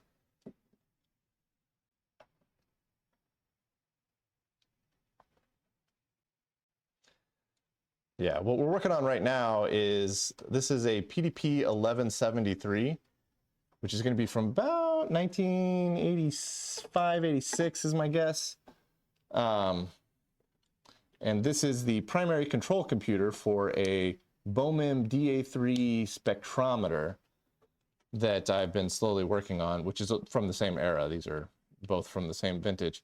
The problem is that nobody's used a PDP 1173 with that spectrometer, and probably, ooh, well, isn't that interesting? Okay, I'll deal with that here in a second. Nobody's used a PDP 1173 with that spectrometer, and probably, also that doesn't line up. Wow. Everything that I built for the other one. All right, we're just gonna go with one here. Is it so small that's gonna pass through? Yeah, right. So I've been trying to get a sentence out that says nobody's used a PDP 1173 with the BOMIM DA3 spectrometer in probably 35 years. Once they went to Windows, I think they had a Windows 95 version of the software. Once they went to that, like, nobody looked back. That was it. But even when they were on the Windows 95, I was talking to Mike about it, and I was like, Windows 95, that would have been what, the Pentium 1 era? At that point in time, I think they were not even as fast as, they weren't quite as fast as the vector processor that's on this thing, which is a pretty gnarly vector processor. And he was like, yeah, we had two Windows 95 machines doing the work. So they had one machine that was the control, and then they had another machine that was dedicated purely to doing the math. That's a bit interesting because the Pentium 60, of course, this is a search engine AI overview, so grain of salt. It says that it's around 20 megaflops. Of course, okay. Depends on how big the number is, but so I can see a 486 having trouble, but the Pentium should have been able to do it. I think it wasn't necessarily a speed thing. I think it was a multitasking thing. Maybe, I don't know. I'm just guessing. The good thing. So we're learning a lot about how this thing actually functions. The vector processor has a ring buffer in it. And so you have 19 bits of parallel data coming from the BOMIM about 15,000 times a second. I mean, it depends on how fast your mirror is moving, but that's a decent average that we can work with. And so you've got 19 bits of parallel data that you need to store every, like I said, 15,000 times a second. And so the PDP-11 is controlling the BOMIM, and the vector processor is handling the data. So all the 19 bits that come in go straight to the vector processor, and it slaps it into a ring buffer, a very high-speed static RAM, and starts dealing with it there. And it does a co-addition on the fly. So the PDP-11 is left totally free to do control stuff.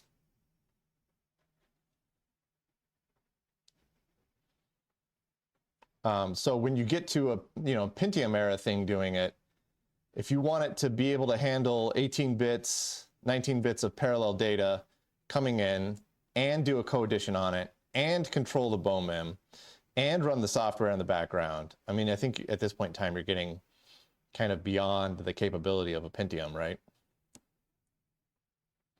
Yeah, well, I can see Windows 9X specifically having issues with it because it's like, well, it has preemptive multitasking, but the way it functions is more like a cooperative or a preemptive multitasking system running under a cooperative one.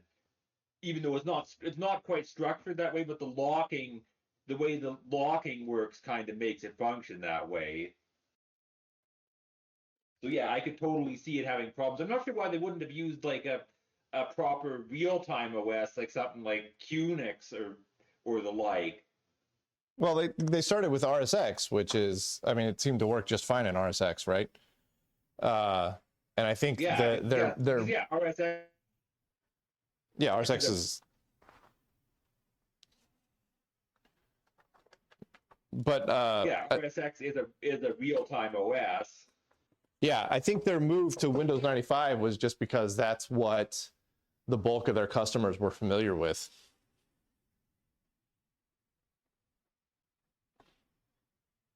And I think it was just, trying to get their customers to move over to some other kind of OS would have been counterproductive when they all were using Windows 9X or whatever on their own already.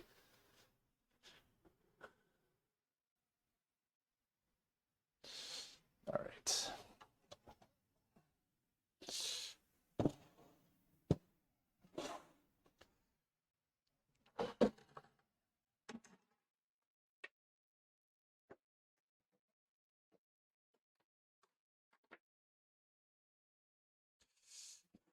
This way with it a little bit.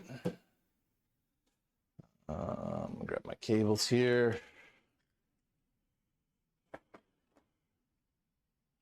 This has been driving me crazy, man. We're so close to this thing actually just working.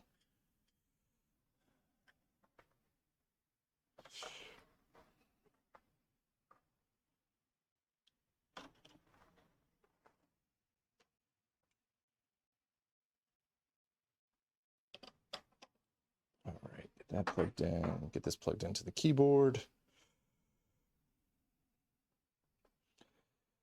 Need power cables now.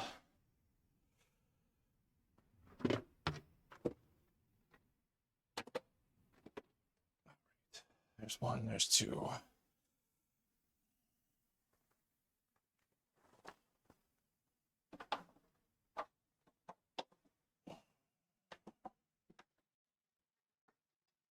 Ugh.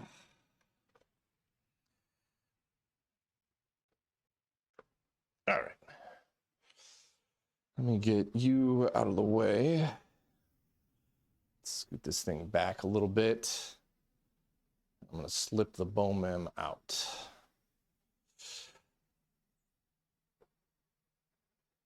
And I think at that point, you guys can actually see both the monitor and the BOMEM, only just. But I think that'll work for now. All right. This beefy cable that is unwieldy as heck plugged in here.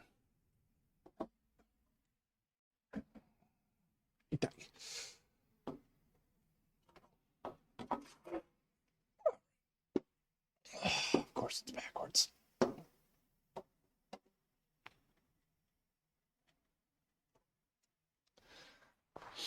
All right. And then you have to come up front here and plug into this guy.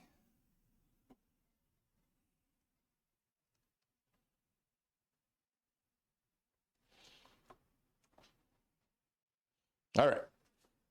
All right. Plug the BOMEM in.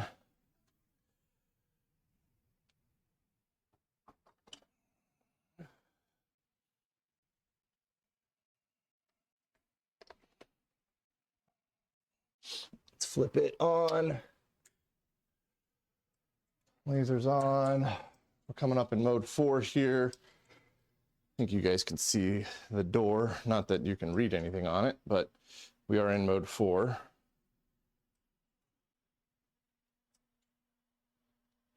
Yeah, Zadster. It's a weird room. Like casually wheel a spectrometer into view.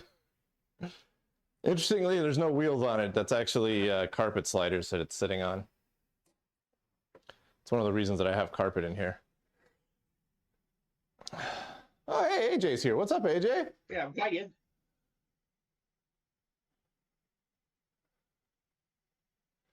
Yeah. Okay. So well, we've got... I'm just glad to be here. It's early after all. Yeah, I know. You got here before midnight. I thought it was. I saw your name. I thought it was 1 a.m. No. Trying to catch up.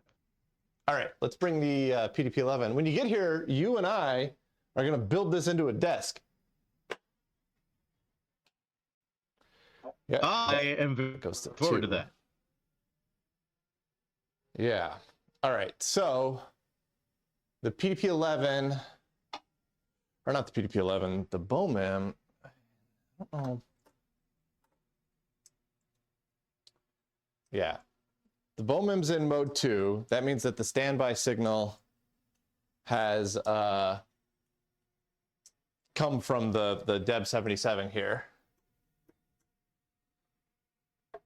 Oh, why didn't you, there you go. So now we're gonna get into the software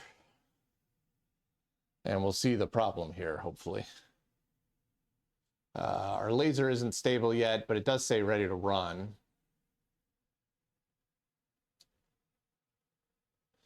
These are our analog channels, 3 of them at least. So there's 6 analog channels, but 3 of them are available inside there that I can just screw things into. And you can see that it's like 0.3 volts, 0.0 volts, 4.3 volts. So one of them's floating up quite high. So when I go into the status menu in the software, we should be able to see those voltages in the status menu. And one of the problems is that we're not seeing those voltages. So it's like it's communicating with the BOMEM because we're seeing a ton of serial communication backwards and forwards between the two. And we can do things like tell it to evacuate or purge the vacuum chamber in there, and we can hear the solenoids kick off to do that. So we have communication happening between the two. The only way that can happen is if serial communication is working well. But when we tell it to do a scan, there's a flurry of communication between the two, but this thing never responds. And it should go to mode 1 and it should start moving the mirror, and it never does. And again, like I said, the status menu shows the wrong thing. Let's do a hello, Usagi. Get into the menu here.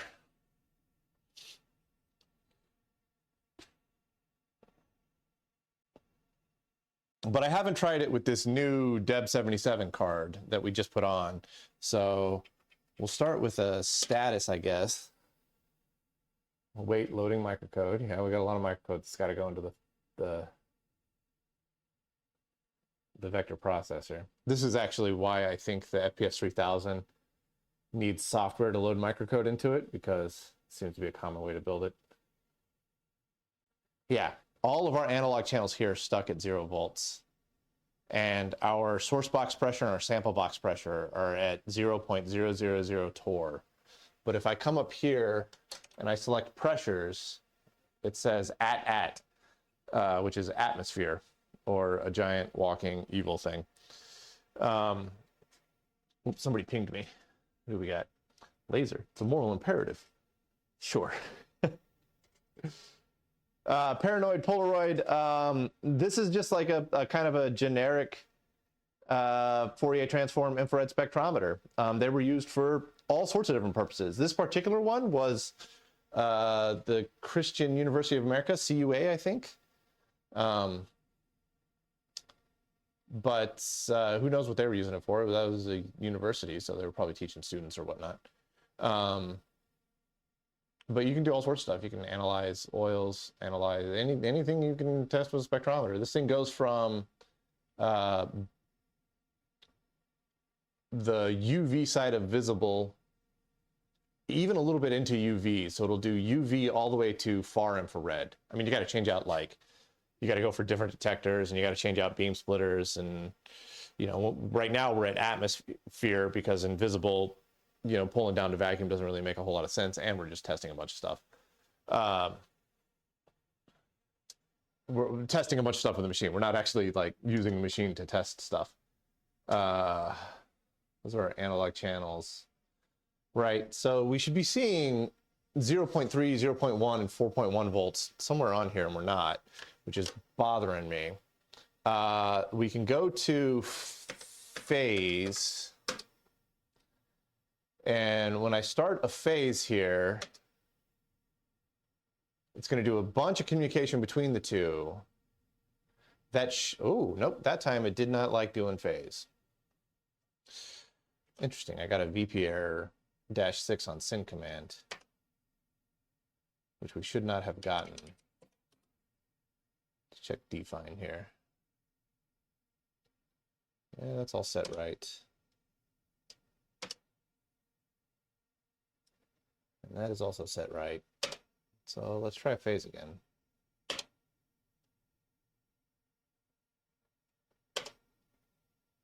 Task already active. I told you to kill the task.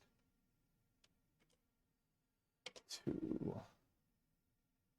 Control C, 2. Let's exit and reopen, huh? The software is ornery, to say the least. Paranoid Polaroid. There's not much of a light show. I mean, this is the monitor here is the biggest light show. You might be able to see you can just kind of see the glow from the laser there. And we've got the source on up top, which is just a light bulb. But that's it. That's all you ever really see with this thing. You don't ever see it do anything else, but it gives you wonderful science. All right, let's go straight for a phase here. Task already active. This frustrates me. Task is not active.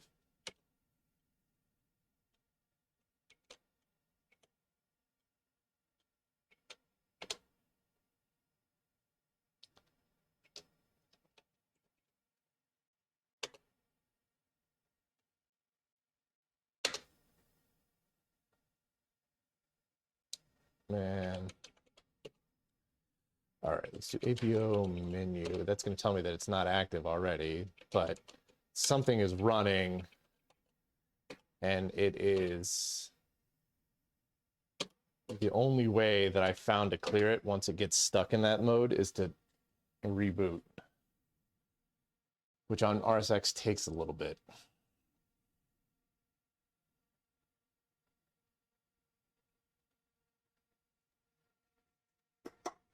All right.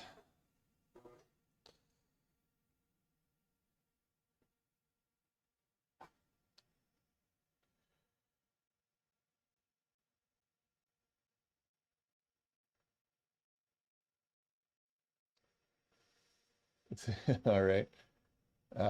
Can you hammer a 6-inch spike through a board? No, I'm not going to read that one out loud.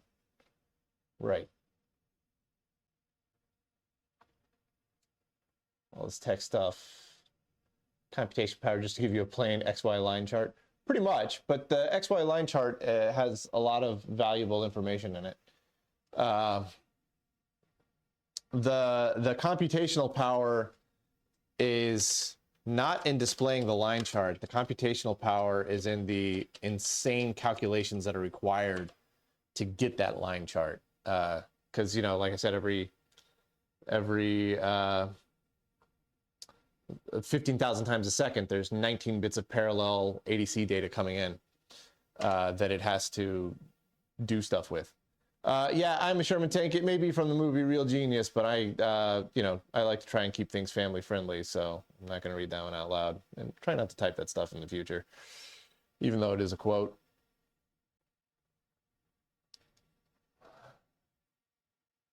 All right, let's get back into this thing. Oh, dang it. Clearly something is not working right, because we should have seen stuff in the status menu anyways. So there's communication problems going on between the two. And I have a theory as to what it is, but I don't think that theory helped. But I want to try to at least get back to where we were yesterday. Just start with running a phase here. It's going to have to load a boatload of microcode, and it should just drop straight into the phase.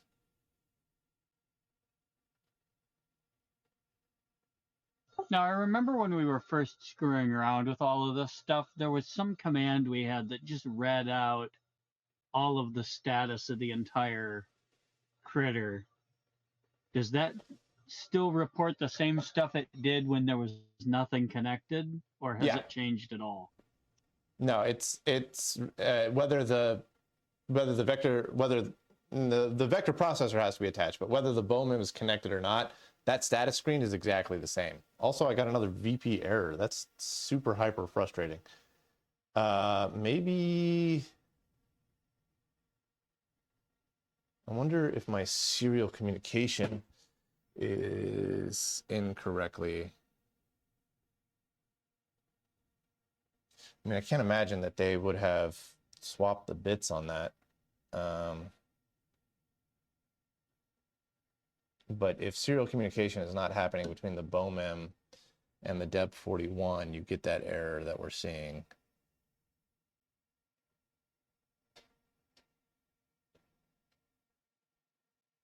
Yeah, I'm pretty sure that's right. I can't imagine that they messed it up and went different with it. What's the pinout of, where's my phone at? I gotta get to Discord now.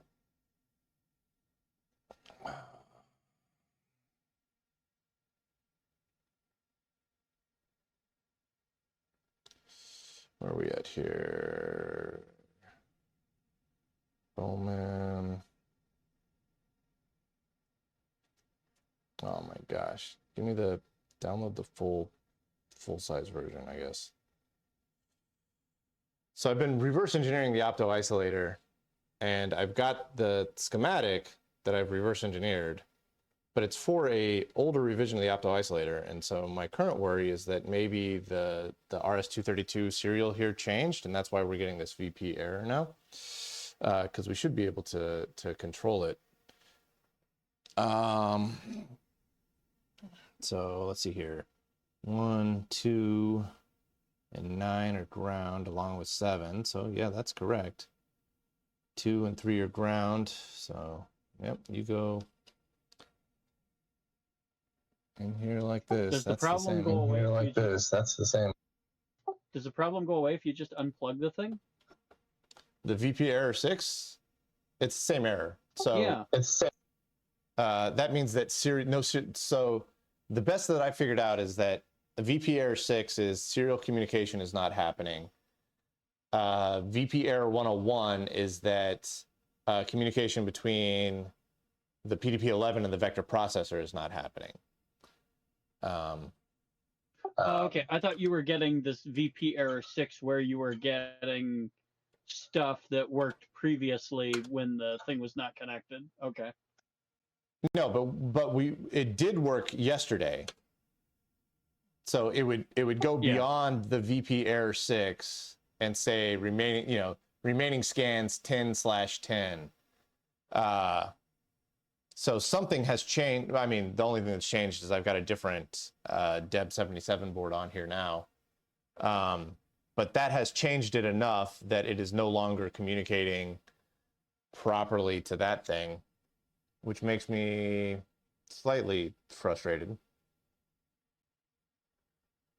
Because the 9-pin serial pinout here looks the same.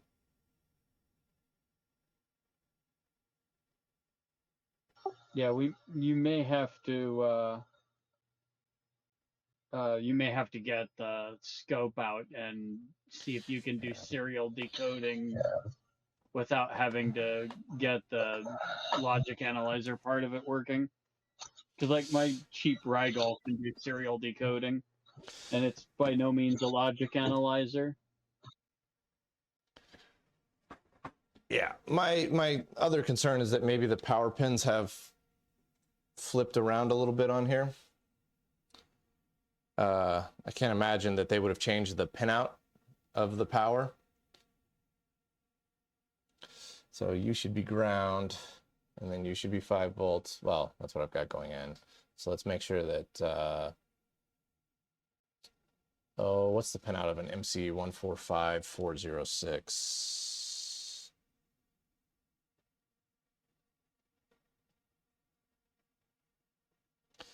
Pin 1 should be plus 12 volts.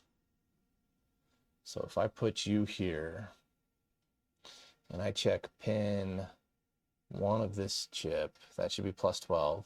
It is plus 12. So that's good. If I check pin 16, that should be plus 5. It is 4.91, a little lower than I'd like. And then if I check pin 8, that should be minus 12, minus 11.6. So, okay. Power is going to the right places. All right. I guess we can pull the scope out. See if serial 'Cause that communication would is at even least happening. tell us if there's- even happening. Yeah, that would at least tell us if we're seeing transitions on the line, and if you've got serial decoding capability, we might even be able to read what bytes are going across. I took a look at it yesterday. It you know, we can read the bytes, but they don't make any sense because it's a custom protocol. Right? Okay. It's just a huge collection of bits going in both directions. And they're not ASCII or it doesn't even look like stuff that makes sense for like acknowledge and whatnot. So it's just whatever BOMIM, the crazy French Canadians, decided to do. But it's got proper start and stop bits and framing and all that. Maybe. Who knows?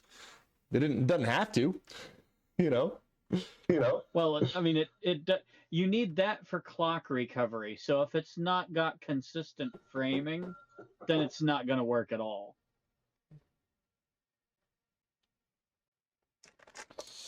Because with serial, you need the start of a frame to know where to even turn the decoder on, and then you need the end of a frame to know when to reset for the next bit. Otherwise, or the next frame, or you'll drop bits.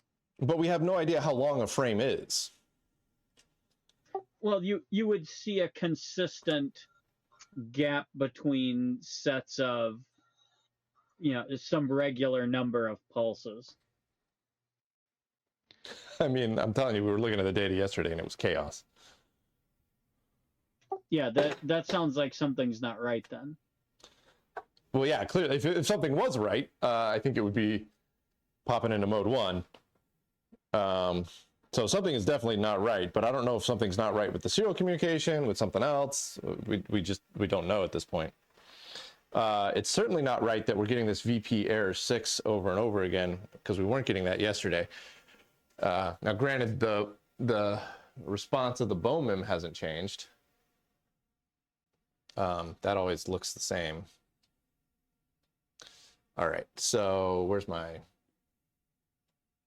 schematic at?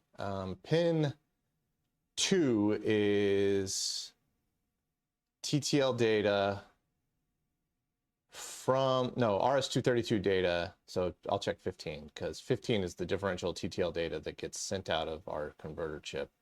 So I want to make sure that the converter chip is fine. So 15 is to the BOMIM.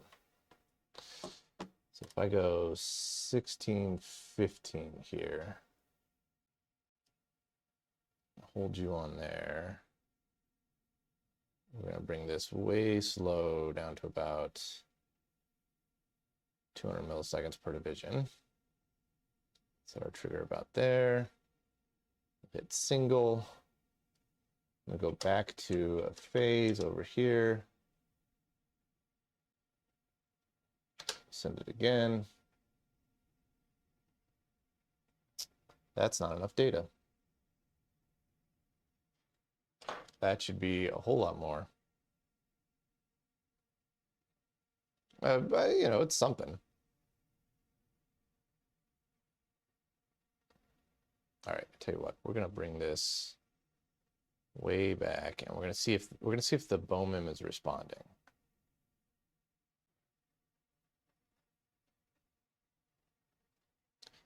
Just gonna require 2 hands. This is gonna get tricky.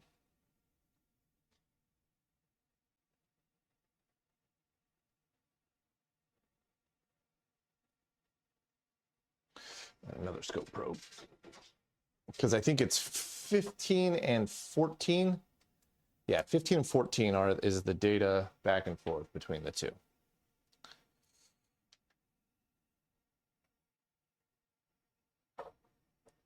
That's our send and response, send and receive. So I need to go. Can't keep them. You're in the way. You go. That's 16. There's 15. There's 14. I need to hold those steady.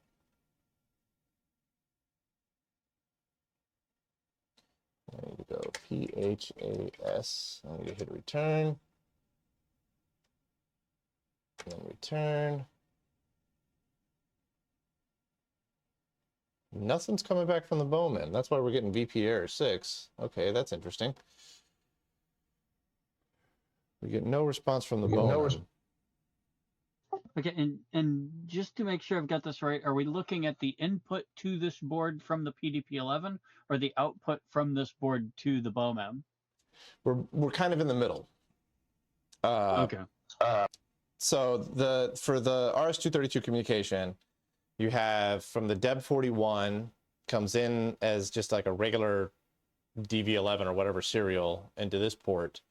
That goes through an MC145406, which is a level shifter.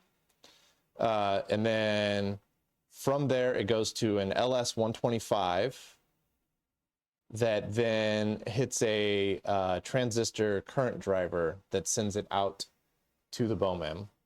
And then coming back from the BOMEM, it comes into an opto isolator. Out of that opto isolator, through a out of that opto isolator straight into the MC145406. And then the 145406 changes it to RS-232 levels, sends it back out of this ribbon cable over to the DEB41, which is just like emulating the whatever the DVL11 or whatever it is serial.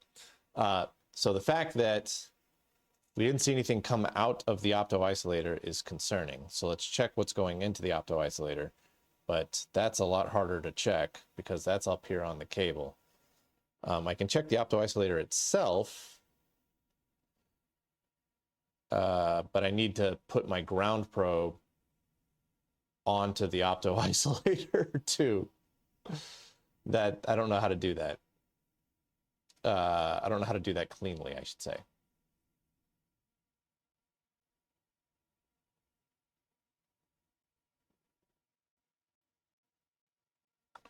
Let me have a think about this. Because it certainly looks like we're not getting any response back from the BOMEM. So the question is the BOMEM, let's check that. I can check that path easier, actually. Is the BOMEM receiving something? So is what we're sending making it out of the opto isolator board here? So the next step is U22, which is a 74LS125. So here's what we're going to do. We're going to center you back up. Move you over about like that. Put you on run here. And then I don't know, these are my two 125s, but I don't know which one is which. So we're just going to check pin 2 of both here, one at a time. Run a phase here. We'll pop you into a single shot. And then hit return on the phase.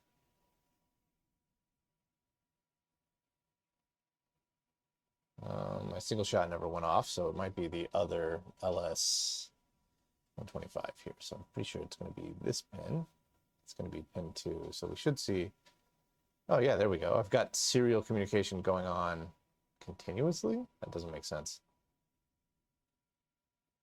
Where would that be coming from? 2, 3. 3's response from the BOMEM. 2 is sending stuff to the BOMEM.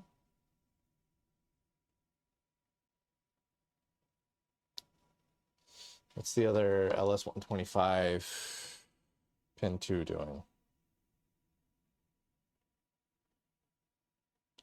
I haven't reverse engineered that far yet. Yeah, the thing that bothers me is if you're not seeing any consistent bit timing or framing on the data going out to the BOMEM, it's not going to be able to recover a clock and achieve frame lock so that or frame sync So it's never going to see any valid data from the PDP-11 in the first place. It's not even going to see garbage. It's going to see nothing at all. Okay. Yeah. Well, the problem is right now is that the serial data is not even making it there or making it back from there. All right. I was on the wrong chip. Actually, I wonder if I was on the wrong chip initially. 1615. That should be our serial out.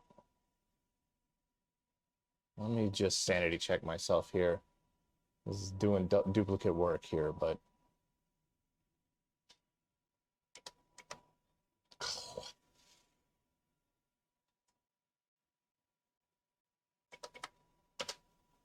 it sucks that I can't like clip onto stuff here. 15.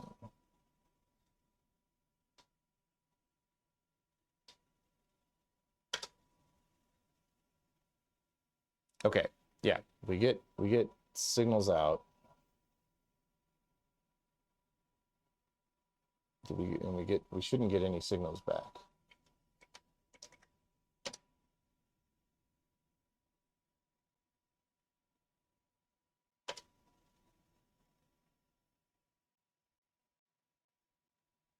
Yeah, we're getting nothing in return. Now, we don't know if we're getting nothing in return because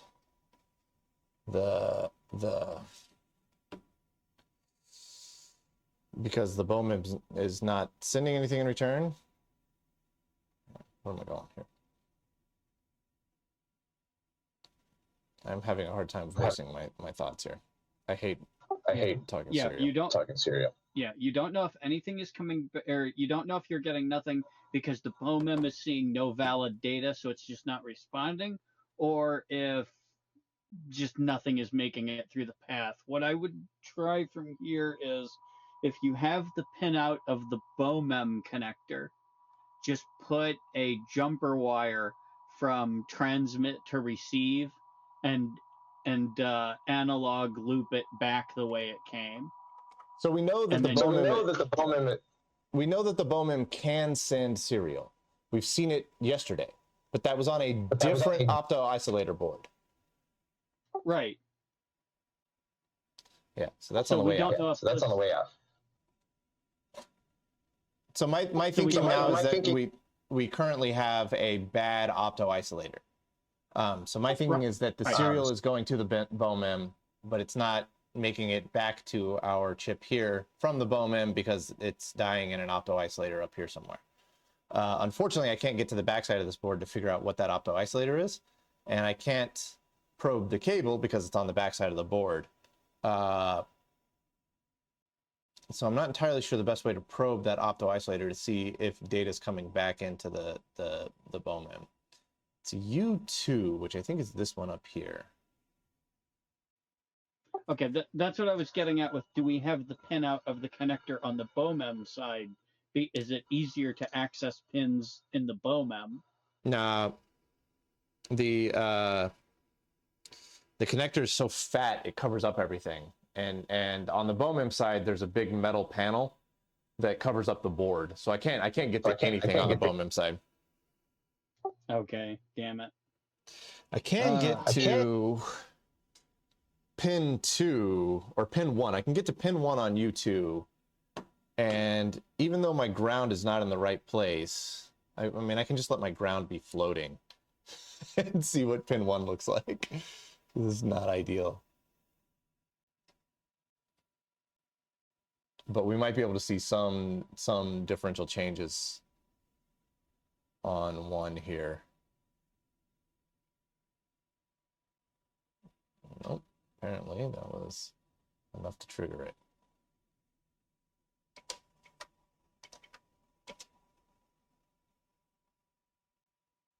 No, right now everything's unproven because we're on an unproven analog board, so Yeah. we have to establish a full path start to finish. Yeah, well, and yesterday we saw I was that. responding. and yesterday we saw that. Oh, okay. So Yeah. somebody asked Yeah. if this was working last week. So Particle Man Dot, yes and no. Last week we weren't even this far because we had the wrong opto isolator board and the wrong current driver board. So the BOMIM has a current driver on it, and the PDP-11 has an opto isolator. But at some point in time, they switched. So BOMIM moved the opto isolator to the DA3, to the BOMIM, and put the current driver on the computer side. So my BOMIM had an opto isolator, and my computer has an opto isolator because I've got different versions of machines that I'm trying to get to talk to each other.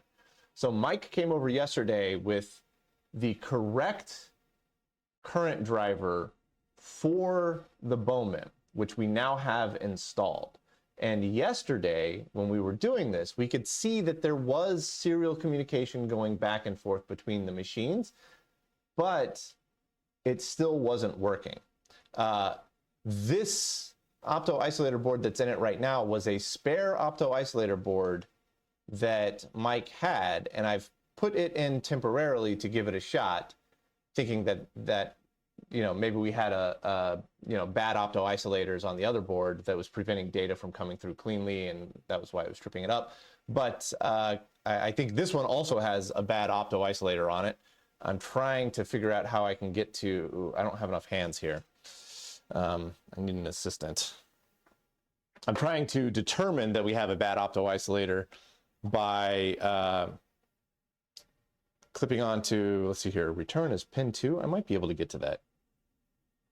Yeah, return is pin 2 of U2. Hey, David, you got a $50 cheer from Litton? Where did that come from? What, that didn't show up over here. Wait, how did I not see that? When did that happen? Just now? All right, lead snake. I guess it doesn't show it. Oh, there it is. Oh, I see it now. Okay, yeah. I didn't even recognize what that was. That's awesome, man. Thank you so much. Good Lord. Yeah, I wish it should have made a much bigger thing than just that animation. That feels totally inadequate. But cool. Thank you, dude. That's awesome.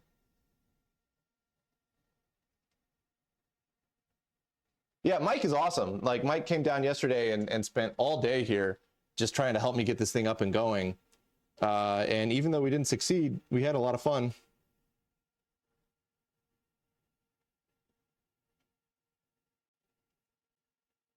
All right, I'm pretty sure that's on pin 2 now. So if I clip you onto my ground here,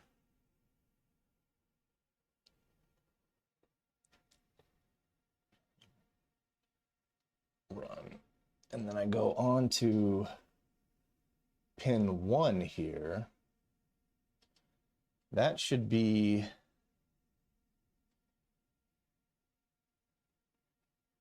our opto isolator input.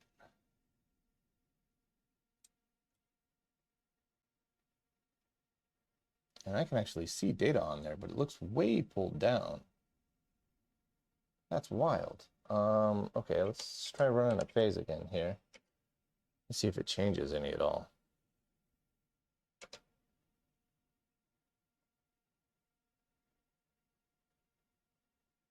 Yeah, it's almost like our opto isolator has kicked the bucket. If I check other opto isolators, well, yeah, my isolation is now all broken. But it should look like that. That's like 2 volts. This one is nothing.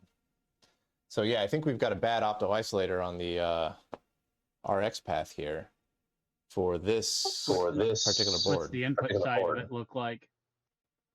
That was the input side that I was looking at. I can see.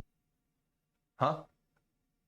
The 2 volts was on the input side and the minuscule was the output side? No, the 2 volts was a different opto isolator. I was just hoping that the return paths were shared up there. But the minuscule was the opto isolator for the serial communication in. And I can see what looks like little blips on it, but they're tiny. which tells me that probably the opto isolator is pulling it down, and the current driver is not able to push enough current through it.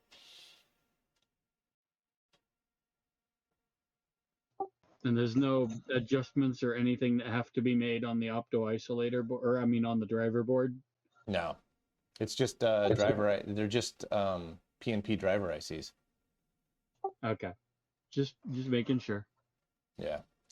So I think we've got a bad opto isolator in that one, which I don't have any spares of. But that means that we're not going to get any serial communication between the two. I've got the other opto isolator board inside. I can run and go grab it. We can plug it in and see what changes. I'll shut this down. See if we can get back up to where we were yesterday. I think I figured out the calendar. Is it racy? Well, Lucy's a young woman, but it says, "Can I help if I was born with crabby genes?" Crabby jeans? Lucy Van Pelt from Peanuts. That's a quote from her. Oh, okay. So it's a Snoopy calendar essentially. Yeah. Not very racy, but that's just by reading it by eye, you can see the block text, the banner in there. It looks like it's a 1973 calendar. Okay, I'm gonna jog inside right quick and grab my other opto isolator board, which is a shame because this looked like the much cleaner, nicer opto isolator board, but I'm pretty sure we've got a bad opto ISO on it. So I will be back in like 30 seconds, a minute. If we do have a bad opto isolator board, we can always just steal one of the steal one of the opto isolators from the board that's crappier. Yeah, that's my hope. All right, I'll be right back. Okay.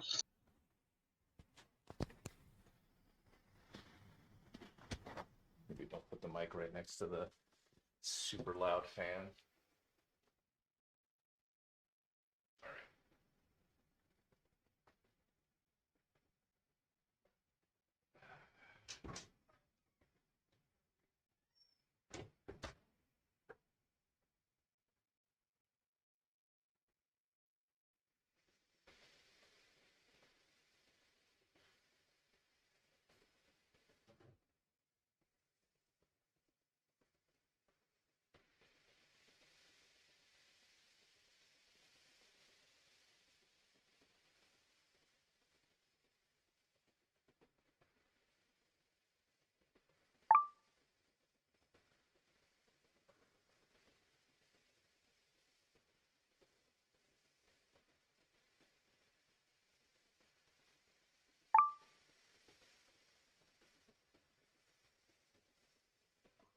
It's funny, I threw this. I figured it out by eye and then threw it at a bunch of hallucination tools to see if any of them could actually render it. None of them agreed with the text. They didn't even agree with each other or the year. They couldn't figure out the absolute tabs thing.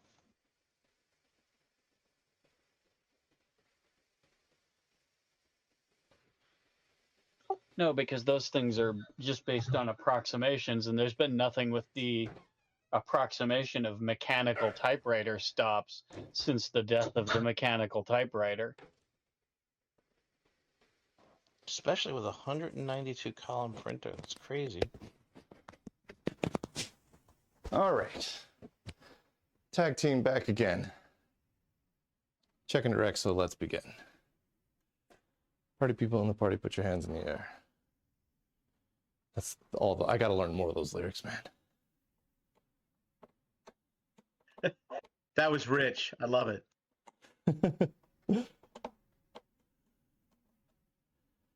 All right. I think this maybe sets a precedent that the opto isolators have a, I don't want to say tendency, but an opportunity to go bad, which might imply that the PDP-11 is looking for some parallel data and it's getting incomplete parallel data because one of the opto isolators is bad.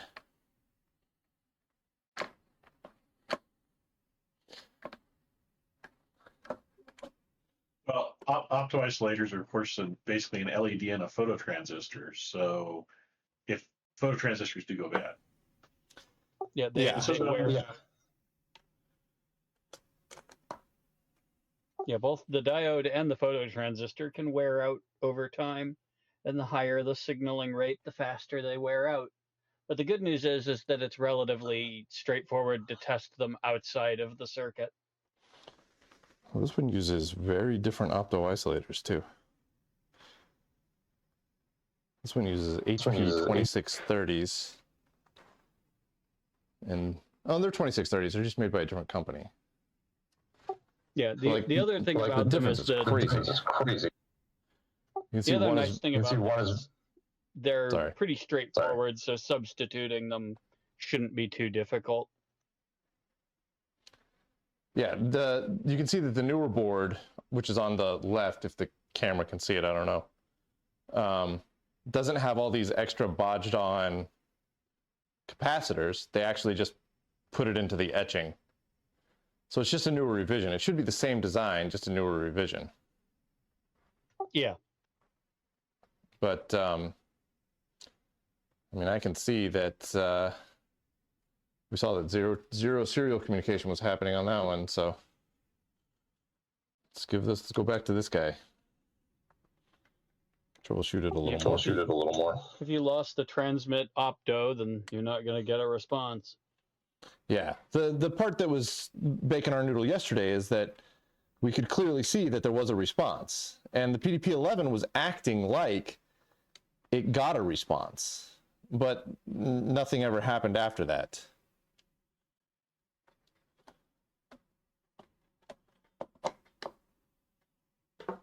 How many parallel signals are there? 19. Oh, at least it's not a huge. No, it's not like we're dealing with No, that's like not 30 right. of That's the not right. 30 of the damn things. It's more 19. It's like 23 or something like that. Because Because there's some extra parallel signals that come separate from the ADC. So the ADC is sending 19 parallel signals from the analog to digital converter, which is wild.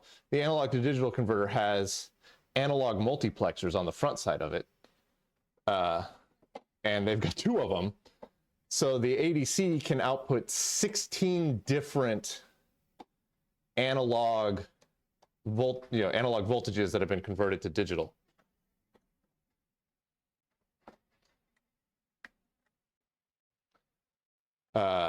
And we don't know, and of those 16, any one of those values can be any number of digital values coming across, right?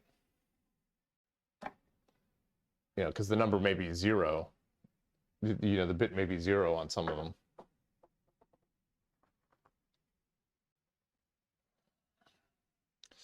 All right, this should get us to where we were yesterday, I hope.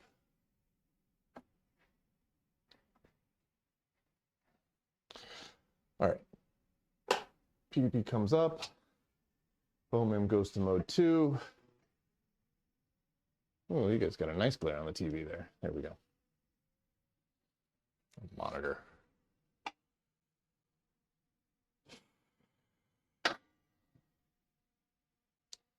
So if it does what it does yesterday, when we go into the phase and we try to run a phase, instead of the VP error -6 up at the top here, it'll say remaining scans 10 out of 10, which means that the PDP thinks it started a phase operation, but the BOMIM never starts the phase operation, that's the confusing part to us. Like, as soon as the PDP starts the phase operation, it should send a serial signal to the BOMIM to say, change to mode 1 and start this operation. Yeah, I wonder if it's waiting for some acknowledgement. You know what? We should probably check that status screen first that let us. Remember where we could get it to turn on and off the vacuum pump, things like that, as single operations? Yeah, so we can still do that. So we can still. And that works? Yes. Oh, okay. All right. Yeah. So I'll demonstrate that right quick once we get back up into the system.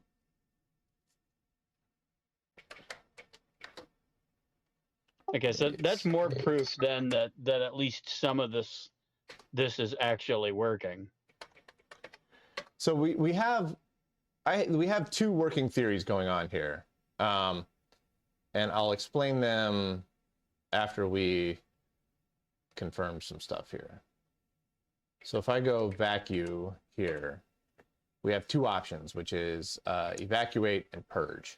So if I hit purge, we should hear some relays click. You guys may not be able to hear it. Discord might cut it out, but we'll give it a shot. It's got to load. I heard something.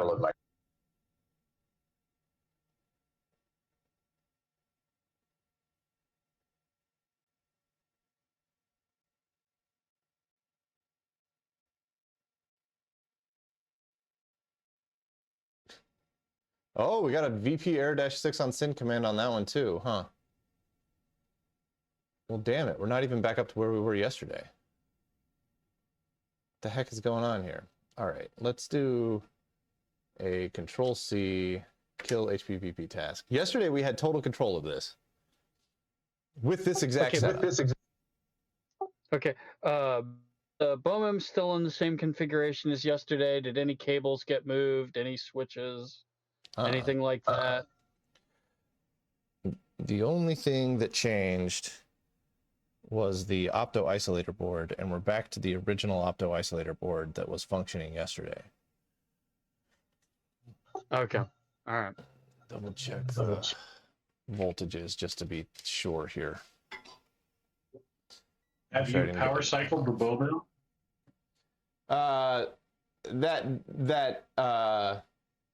It shouldn't matter because when we turn this thing off, it drops the BOMM down to mode 4. Which is kind of like a reset, like a soft reset.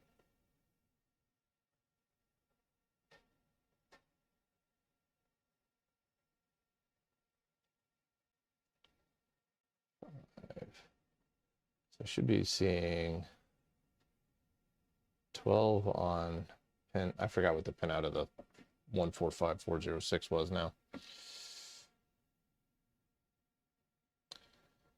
Okay, pin 1 should be plus 12 volts.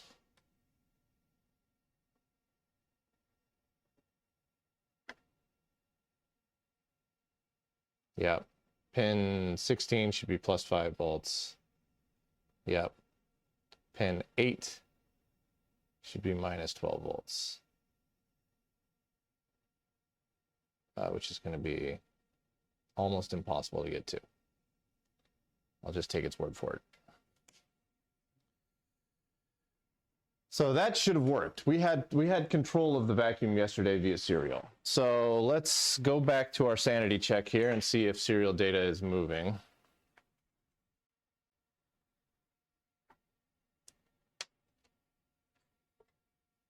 Let's go to pins 14 and 15. We'll check. So there's 16. There's 15. I got to get my scale set right over here. And my trigger set right. I'll hit single on that. We'll just go all in on the phase because that was a consistent way that we were testing it yesterday. Oh, it says task already active. Thank you. Control C, kill HPVP task, which doesn't actually kill the task because now we're stuck in this evacuate interferometer. Task already active. So this is the problem. When we get a VP error -6 like this, sometimes it does this, where the task is active and we can't kill it. And the only way to kill it is to reboot the dang thing. I hate this so much.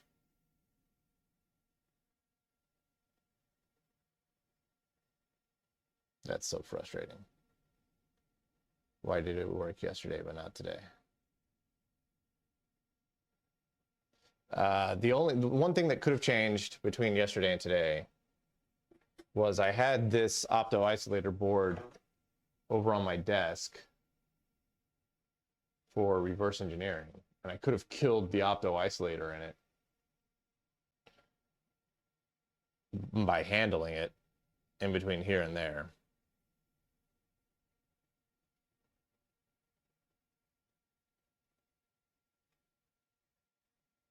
Did we plug the vector processor back in? I'm pretty sure we did. Yeah, that's all plugged in.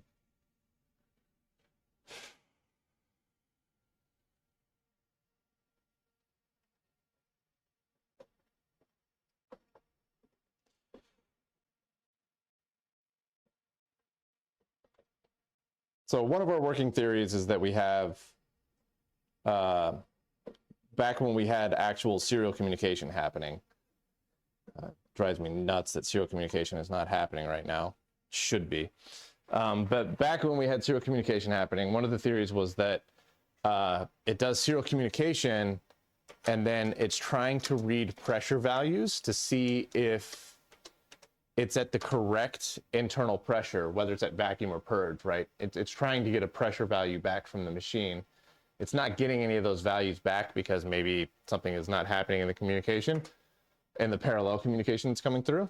And so the software sits in an infinite loop waiting for the pressure to get set right. But because the pressure never gets set right, it just gets stuck on the infinite loop. That's one theory, which leans into the concept of dead opto-isolators.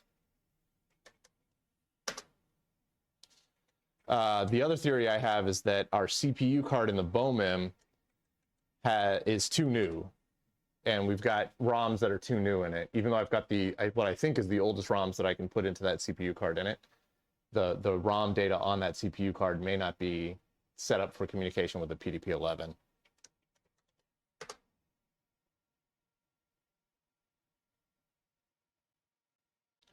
All right, let's hit the status screen first. Get that microcode loaded up.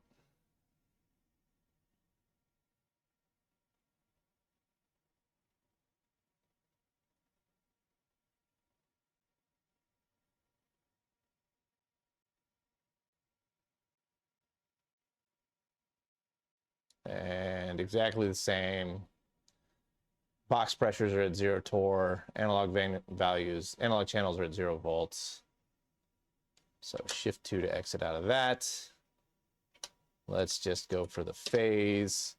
Let's check to see that serial data is going through pin, let's check pin 15 here.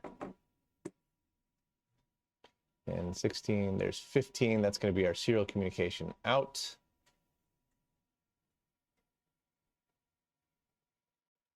We're going to go ahead and hit single shot on that, hit a return. Yep, we get a burst of serial data. Oh, there it goes. So yeah, this is what we were getting yesterday. Remaining scans, 10 out of 10.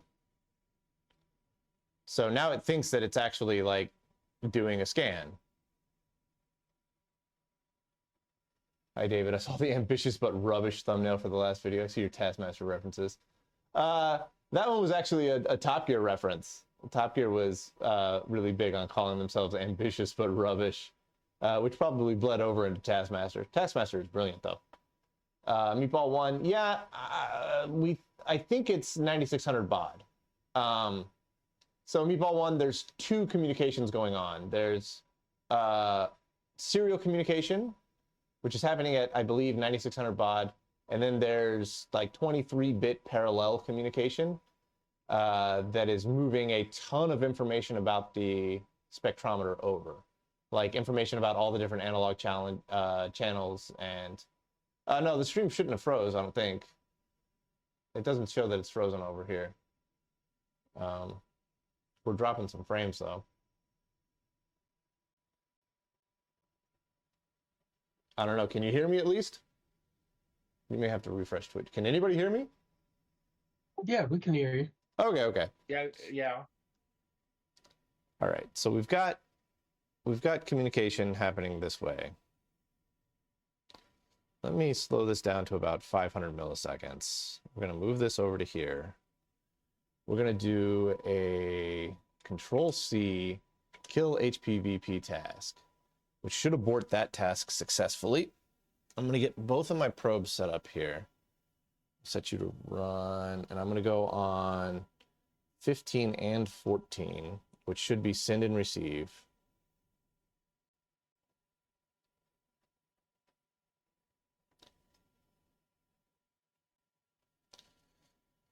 So then we're going to do a single shot of that. We're going to go over to phase, hit return, and this should be the serial communication between the two.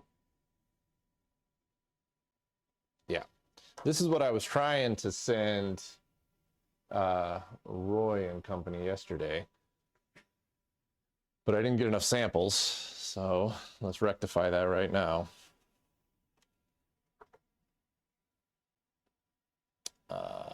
Let's do a save.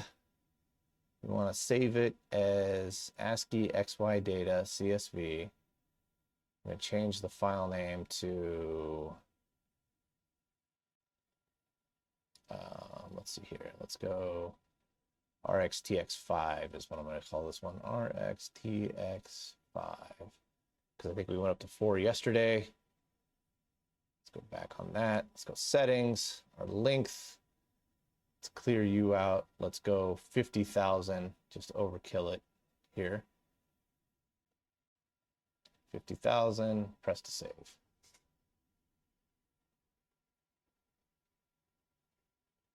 Unless you think you need more than 50,000, Roy. But I think that's 5 times what we had before, which should be enough. You had 50,000 samples last time. The problem is the amount of time. Oh, all right. Well, I can go up. How about I just do max? Just 2 million. That's gonna be a huge file. That might be a little too much. What's a good number? 200,000? Well, how much time do you have in the time scale? Currently it's 500 milliseconds per division, so 1, 2, 3, 4, 5 seconds. Okay. I don't know. I can't do that math in my head.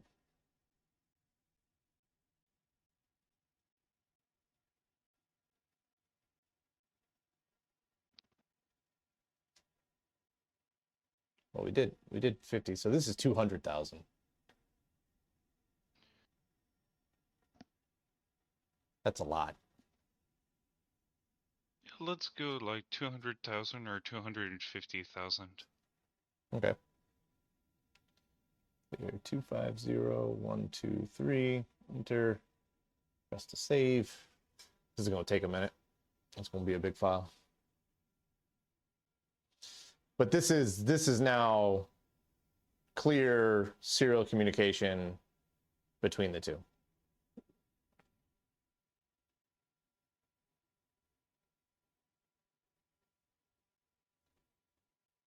Middle-aged mind. Yeah, I was over the moon when you told me. Yeah, Taskmaster is great. Team JV Martzukis. I think I've gotten through about 4 or 5 different seasons now. Nish Kumar and the other dude, I can't remember his name, but they were a great team. Nish was just terrible at everything until they got to the task where they had to like sing, and then it was glorious. It was just like the greatest thing ever. All right. I think that might have been saved as RxTX6. Let's find out.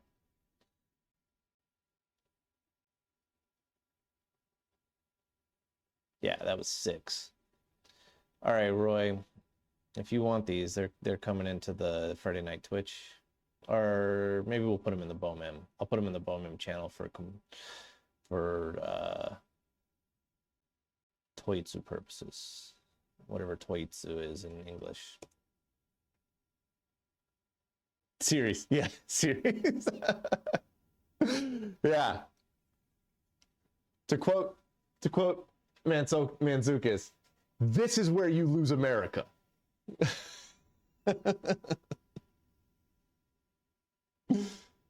Yeah, the one with Bob Mortimer was great too, because he was like, oh, which one was Bob Mortimer was I watched that season, but was that the season with Fern Brady? Because Fern was paired with somebody else, and then the older dude was like a stressed out granddad trying to take care of his two insane grandchildren. But no, Bob Mortimer was who else was Bob Mortimer with? We're just talking about Taskmaster now, so if nobody knows Taskmaster, this is now a weird conversation.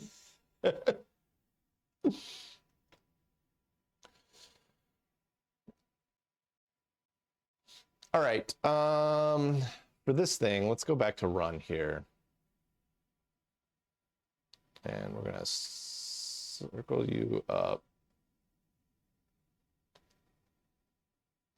Yeah, I've seen bits and pieces of Would I Lie to You, as well as like 8 out of 9, 10 cat, or 9 out of 10 cats, and what's the game show one that they do where they have to make words, and they got a timer? Huh? 8 out of 10 cats does countdown. Countdown, that's what it is, yeah. I've seen bits and pieces of those. I haven't gotten fully into it yet because I don't want to lose that much of my life. What you need to look for is carrot in a box. Yes, both of them. But the first one is brilliant because he had me completely fooled. I was 100% like, oh, he actually does have the carrot in his box. I was completely fooled. That was brilliant. All right. Well, it's even better the second time around. Yeah. Like, it just because you can tell that John is just so befuddled because of what happened last time. Yeah, it's great. It's really good. All right, I think if I check pins 6 and 7 of each of the opto isolators, we should have some data on those. Now the question is should we have data on everyone? And if we don't, is that an indication that we have a bad opto?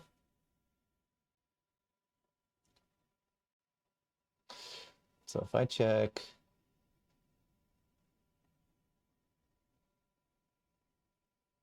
I'm sure you guys can't see, but you can kind of see the scope.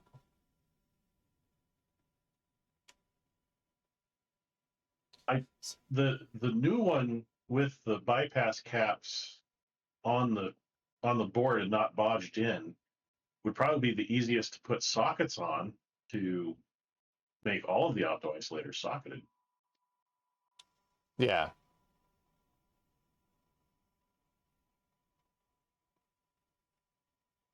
See, I've got multiple halves of an opto isolator here that doesn't have any data on it. So let me make a list here. Okay, Bob was in the same series with Nish. Okay, I'm following now. Yeah. All right, I gotta pull up Kate here for a second and write stuff down.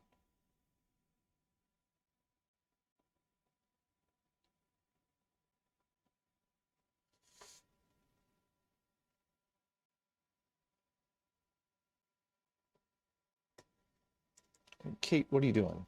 How did you manage to zoom off of the screen? Why is Kate terrible? How come there isn't a pro, and of course Kate has crashed. How come there isn't a Notepad++ for Linux that is as good as Notepad++?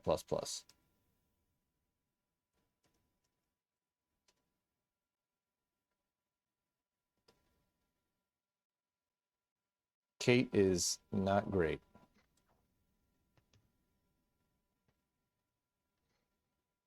All right, let me write down which ones have life and which ones don't. So we're going to be starting with U1 and just work our way left. And we're looking at 6 and 7 of each one. So U1, 6, U1, 7. 2, 3, 4, 5, 6, 7, 8, 9, 10, 11, 12. I think there's 12 in total.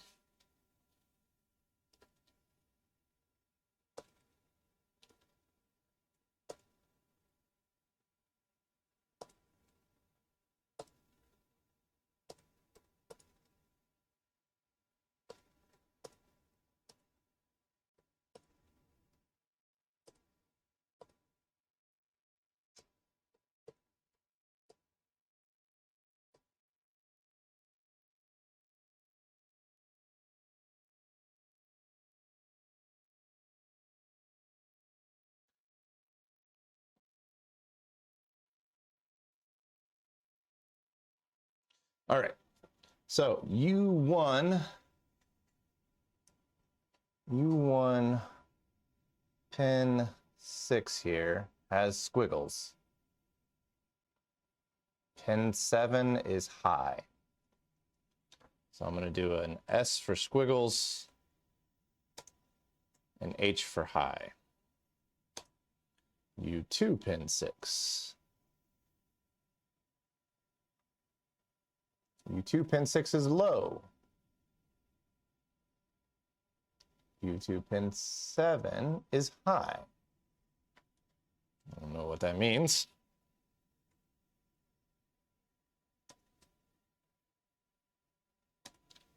So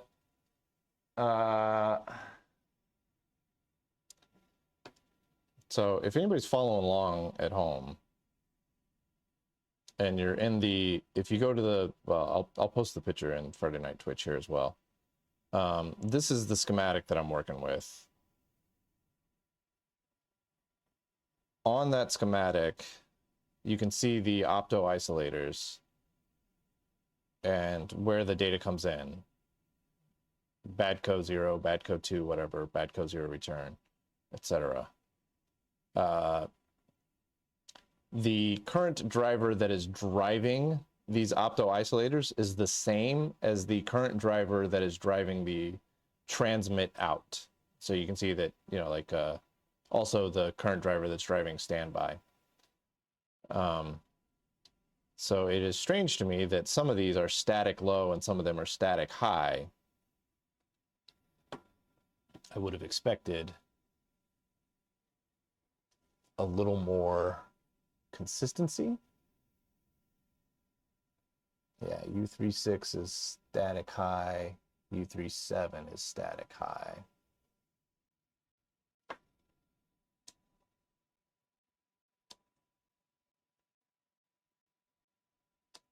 So U46 is static low. U47 has squiggles.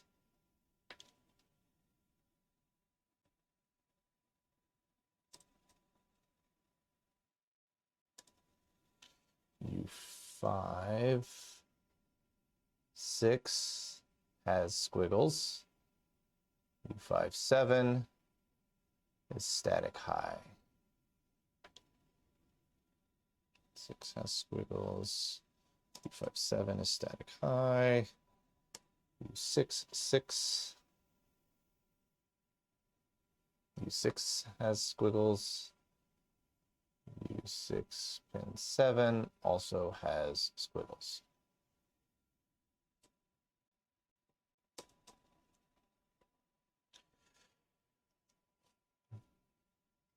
Maybe. Was I checking the top one or was I checking the bottom one? I think I was checking the top. I'll come back on that. So U7 pin 6 has squiggles. U7 pin 7 also has squiggles? Yes.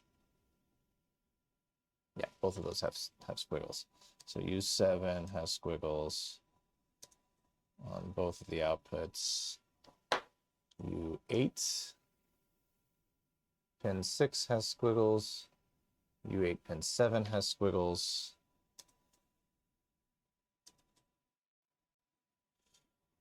U9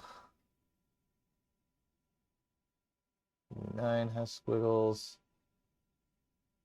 U9 pin 7 is static high.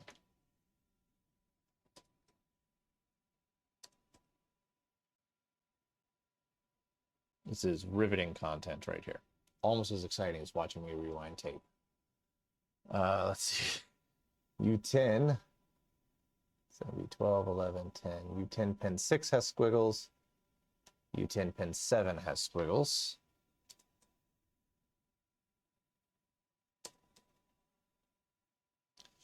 U11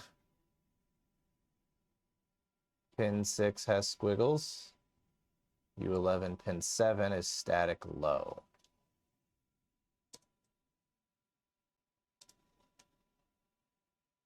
All right. Last chip. U12 pin 6 has squiggles. U12 pin 7 is static high.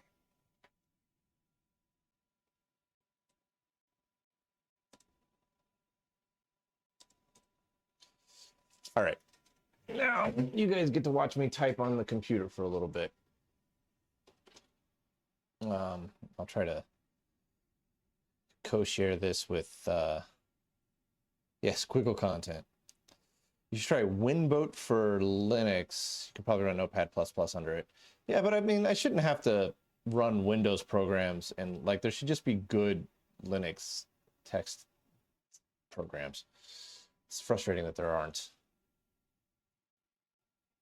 All right, let's go. What are we starting with? U1 here.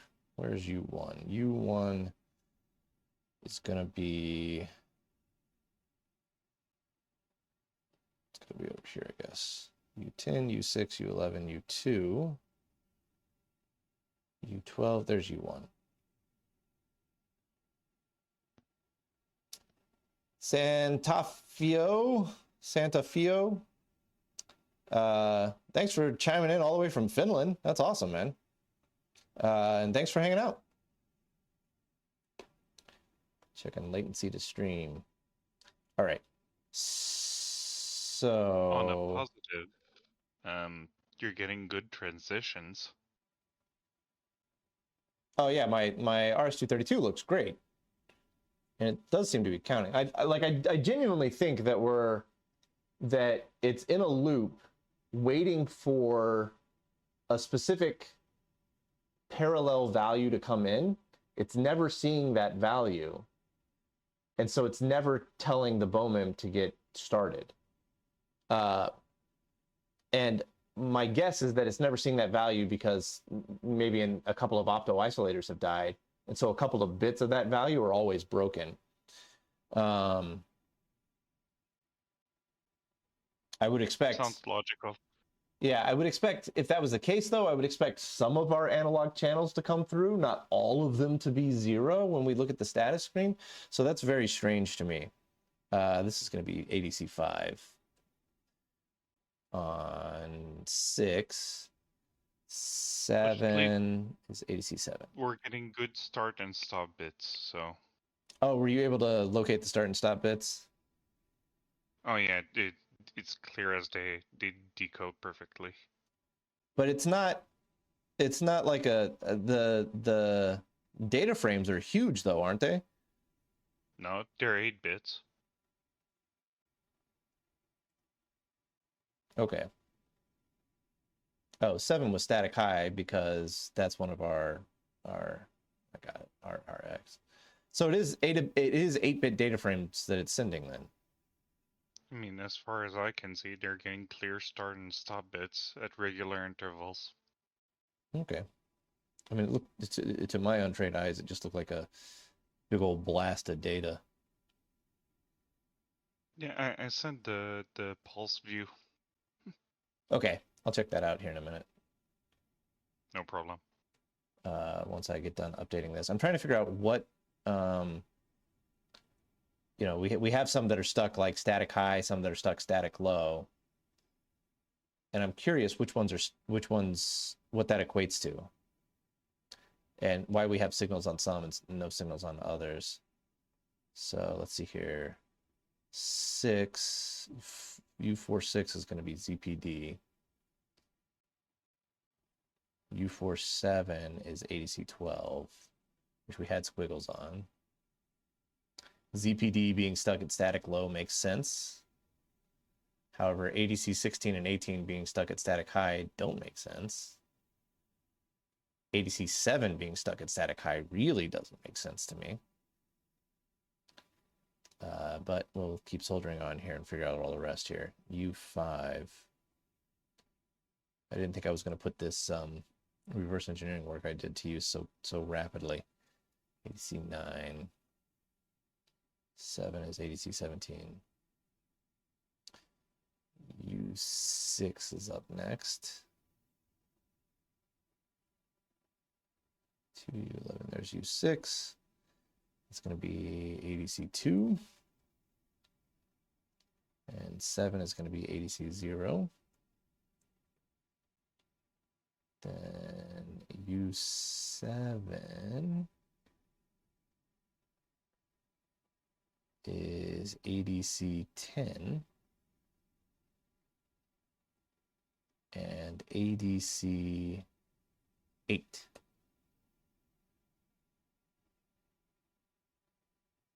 And then U8 is, where are you at, U8? Down here. U8 is going to be ADC 14. And ADC 11. U9, it's right up here, that's going to be ADC 13. And then that's data strobe,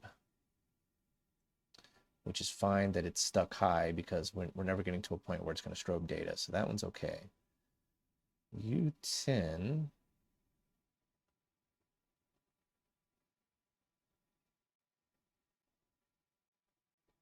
is all the way over here. That's going to be ADC 15.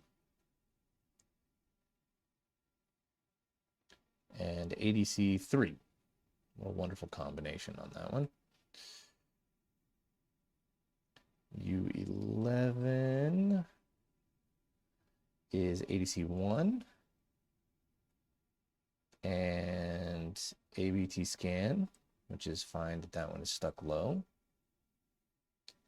And finally, ADC 12. So we have 24 parallel signals coming in. To answer the question from earlier, how many parallel signals do we have? You are ADC 6, and you are ADC 4. Okay.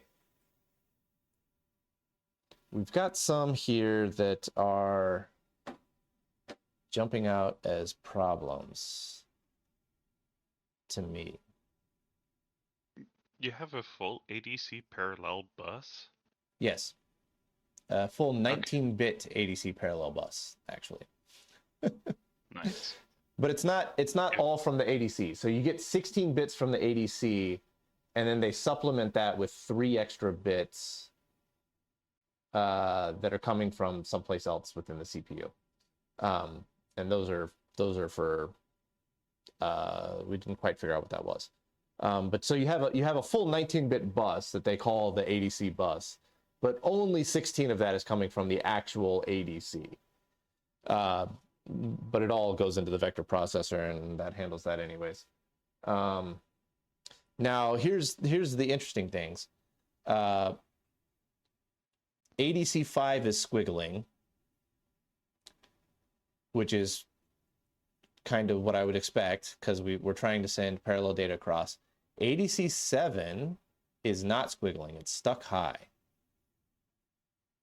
The direction is not squiggling, it's stuck low, but that's fine. We don't think that the direction data is coming through. RRX is stuck high, that's fine because that's serial communication, which isn't happening right now. ADC 16 is stuck high, which might be okay. You know, maybe that's ADC 16 is outside of the actual ADC at this point. That's those extra bits. So 16, 17, and 18 are the extra bits. So those may not actually be toggling at the moment. So 16 and 18 are high, but they may be okay. ZPD is low. That's expected. We're not actually passing through the 0 point. ADC 12 has squiggles. That's correct. ADC 9 has squiggles. That's correct. ADC 17 is stuck high, but again, we think these are the extra. I'm going to write extra bits, comma, okay. Control C. I'm going to replace that over here. So ADC 2 has squiggles, ADC 0 has squiggles, ADC 10 has squiggles, ADC 8, 14, 11, 13. Data strobe is high all the time. That's fine because we're not moving the mirror, so we're not going to get a beat pattern out of it, and that's also probably gated. ADC 15 has squiggles, ADC 3 has squiggles, ADC 1 has squiggles. ABT scan is low all the time. That's fine. ADC 6 has squiggles, but ADC 4 is stuck high. So we could have bit 4 and bit 7 stuck high from 2 failed opto isolators. Let me double check both of those again, just to make sure. So U1.7 and U12.7. I wonder what's strobing the ADC bus. It depends on what you're doing. So the data strobe should be the strobe for the ADC bus, but that data strobe is coming from the beat pattern of the mirror. What is strobing it now, we don't actually know. 12.7. Well, Oh, if that one does it's have reading, squiggles. if it's reading a different ADC channel, there's 16 things you said. Yeah, hang on a sec. That one does have squiggles. All right, so if you have squiggles on U12 pin 7, is that U12? That is U12. So U12 pin 7 has squiggles. So that's fine. So the only one that we're worried about, I mean, data strobe might be a worry, right? Because maybe data strobe has to be coming in, like you were saying, but I swear U17 didn't have anything on it. Yeah, U16 has got squiggles. Well, U17 has squiggles on it now. What the heck was I seeing before?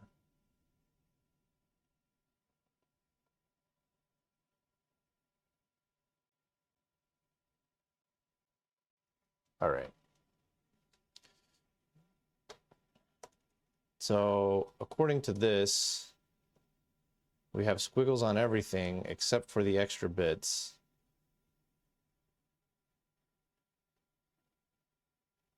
ADC 16, 17, and 18.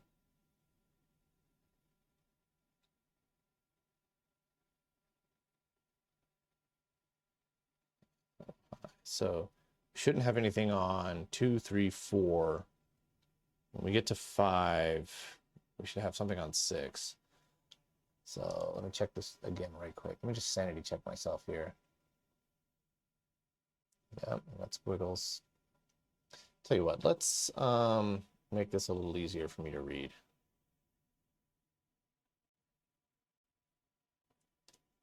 Let's set the trigger to trigger type. No. We want you on edge. We want the trigger mode to be normal. So if we have, yeah, we've got data. You guys can kind of see the scope there.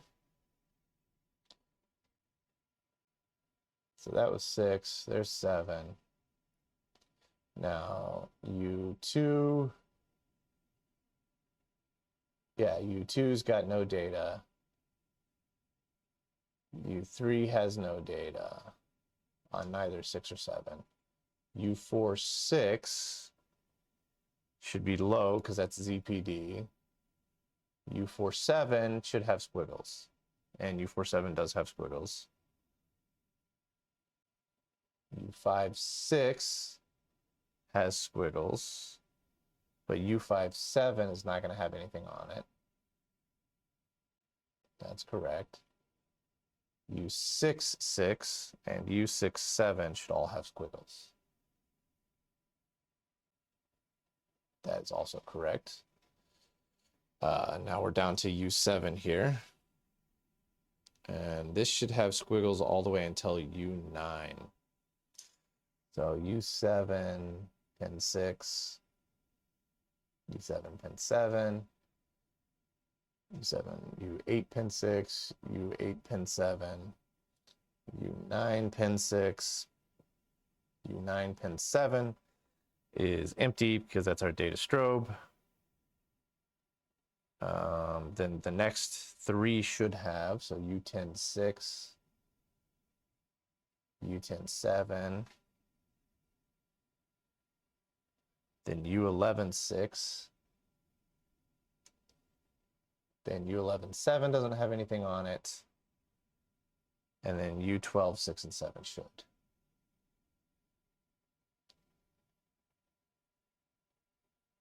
Wait, now 7 doesn't have anything because I'm not on the right pin. 6, 7. Okay, so I think that just confirmed. All right, let's get the schematic out for a sec. You guys are going to watch me go old school with a book here for a second.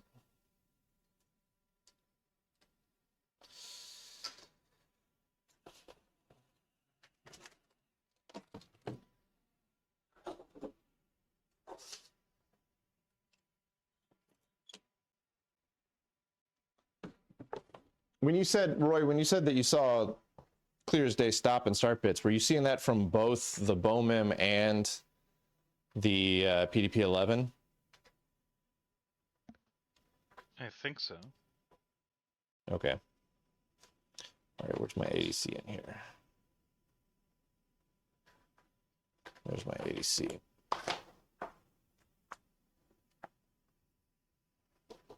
Dang, I don't have a long enough table.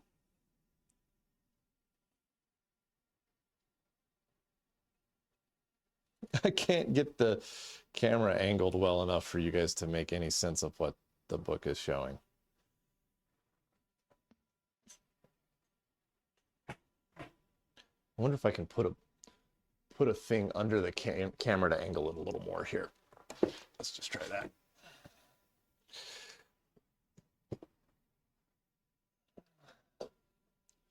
Ooh, that's fun. All right, let's.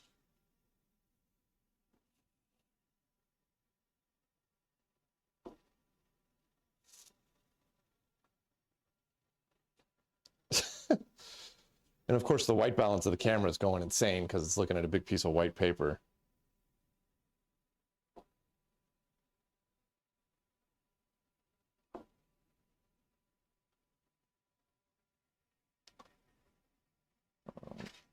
Relay kit will work fine for that. Okay. All right, this is our ADC board here. Here's our ADC analog amplifiers. Now coming out of here,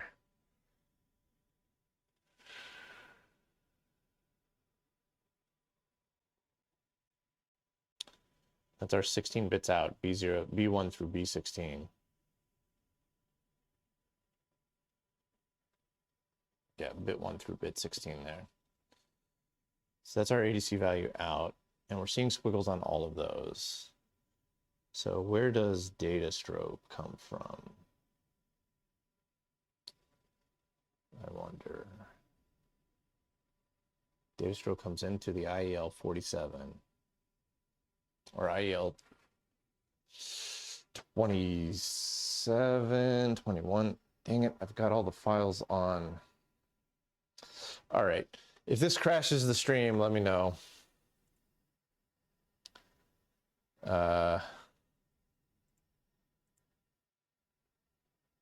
Hopefully it doesn't.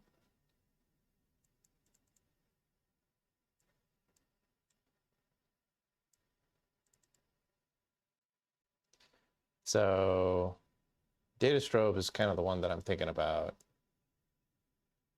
That's coming from P48-8.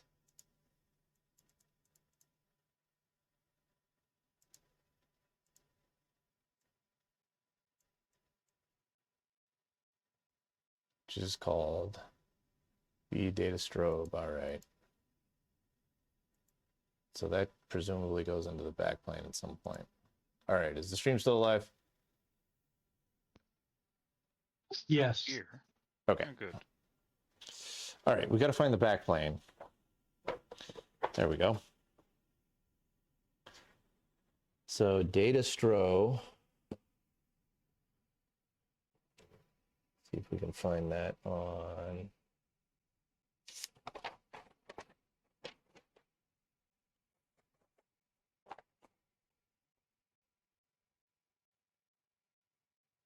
My guess would be that that's coming from the speed and search card. So which card is that? That's going to be card H. It's going to be this guy here. All right, so we got ZPD.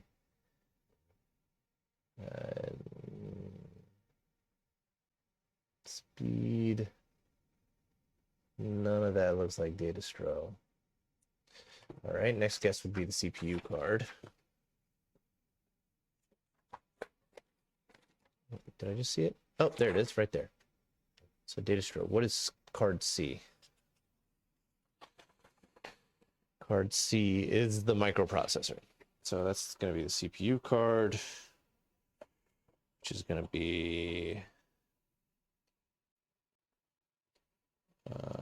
there it is.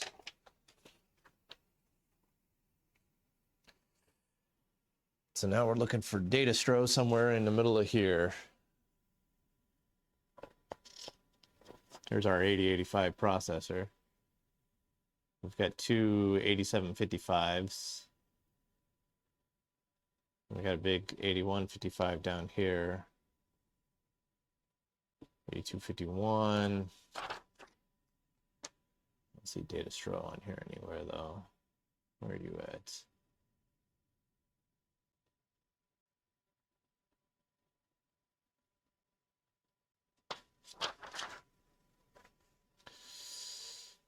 $153, 74Ls 157. Oh, that's interesting. That's a multiplexer. These are our extra signals, by the way. EXP0, EXP1, and EXP2. So those are the ones that aren't squiggling. And they're generated from one of the 8155s.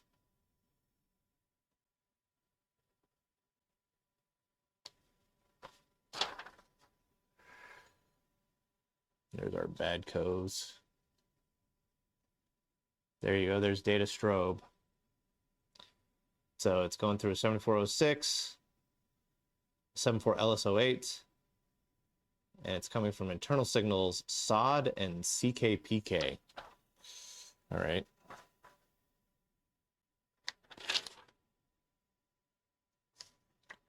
SOD and CKPK. Or is that a CLK? Nope, that's definitely a K. CKPK or EKPK.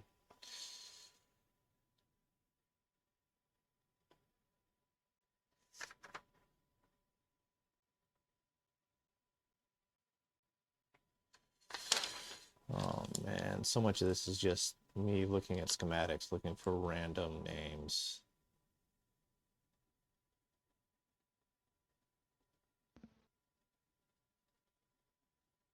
Sounds like the FPS 100.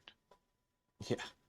All right, so SOD is coming straight from the 8085 itself. I still haven't found CKPK.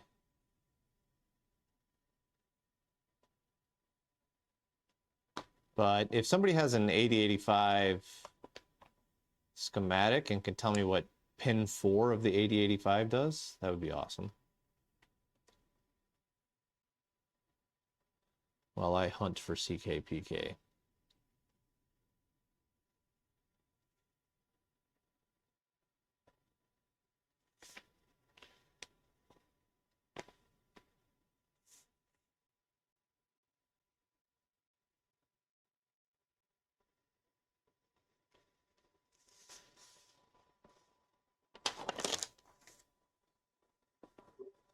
SOD is serial output data line. The 8085 has its own serial output. And serial input on SID. Different SID than we're used to. Oh, it does have that. That is coming in from a thing called test.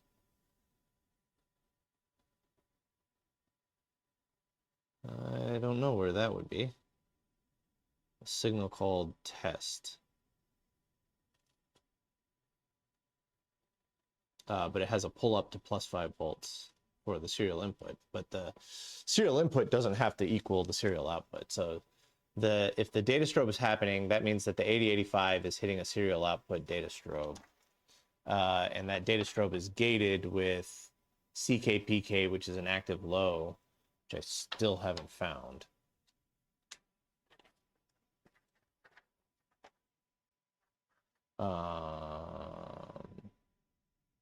So my other theory is that, yeah, that I don't have I have too new of a CPU board here, and it's not sending the right signals. Well, SOD can be it's triggered when a specific instruction is sent. So if they're loading an instruction and using that to do something other than serial output on that data line, they could do that. Okay. And if the ROM changed, it could be hitting the wrong instruction because we got the wrong ROMs in there, right? Yeah, it could be, or the timing could be different. It could be clocking differently. Yeah. I mean, we're not seeing it do anything right now, which is alarming slightly. And I can't find CKPK. So I have no idea what that. So, all right. So here's my concern. If we want to talk about my concerns, I posted a picture of this up in the BOMIM thing, but I've got collections of ROMs that go into the processor board of the BOMIM. These in the center were the ROMs that were in it. These are IEK 8000s. They're for a DA8. So clearly they're way too new for this machine. We have a sheet that says if you're using a DA2 or a DA3, use IEK 56s or IEK 60 somethings.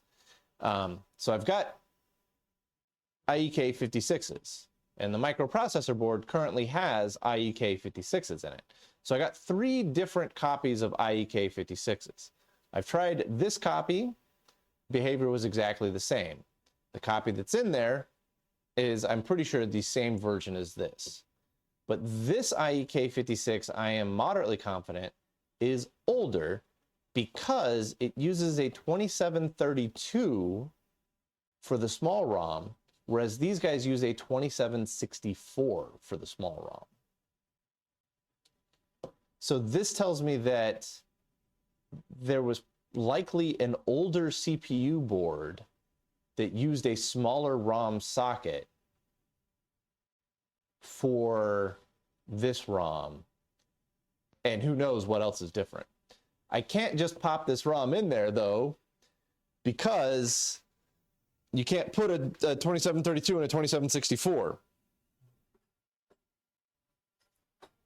Frustratingly, I can't just pop it in there and go. So I had a thought to dump the 2732, burn it to a 2764, toss that in and see what happens. But I'm not sure if that's going to hurt anything. What time is it? 1 a.m. It's A little late to try that theory, but I don't even know if I have a 2764.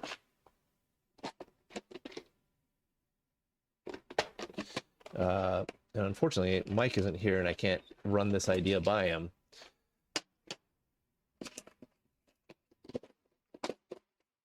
And it's 1 a.m., so calling him, I think, is out of the question.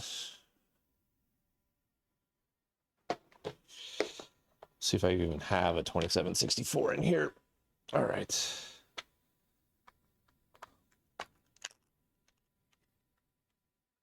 What are these guys, huh? Those are 2732s.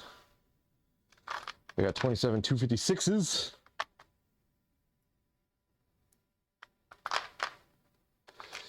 These are 2716s.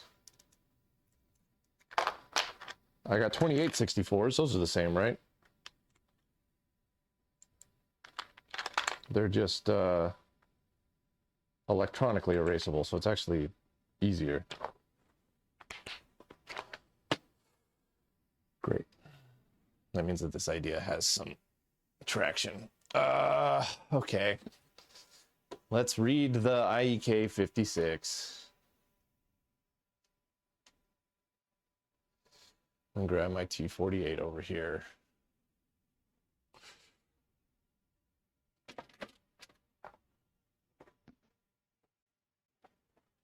I hope we don't have to decompile those. Me too. I mean, it's 8088 stuff, so like there should be, you know, Ghidra should be pretty good at it. Because the x86 stuff is... The differences between a 2764 and a 2864 is that pin 1 on the 27 is the programming voltage pin. 28, it's a no connection because it's an EEPROM. On 27, you've got the inverted program pin on pin 27. And on the 2764, and it's the write enable pin on the 28. So there should be no problem using them interchangeably in the read application. Okay.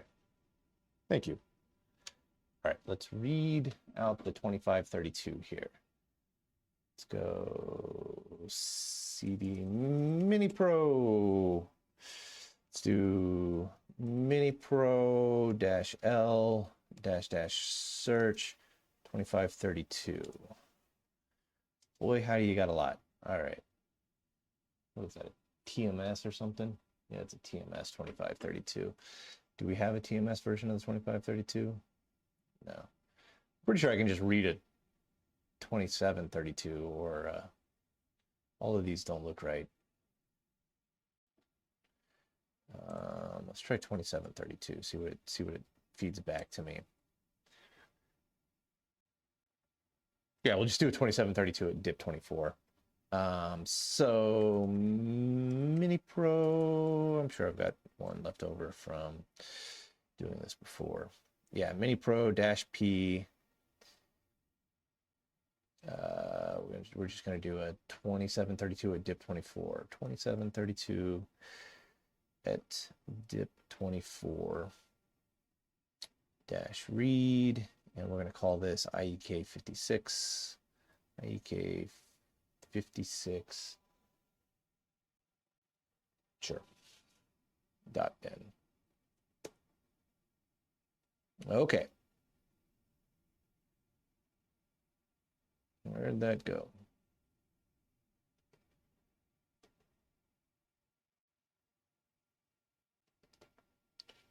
Make sure that that looks like there's some sense in it.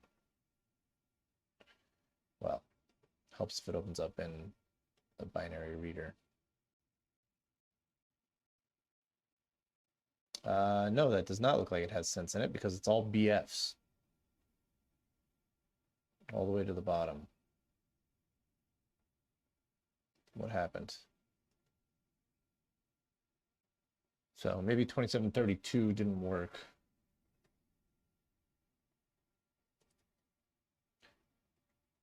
Maybe 2732 is too fast.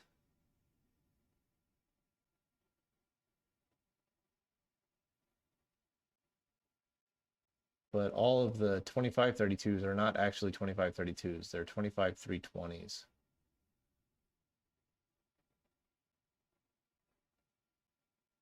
So how come my ROM didn't read that back?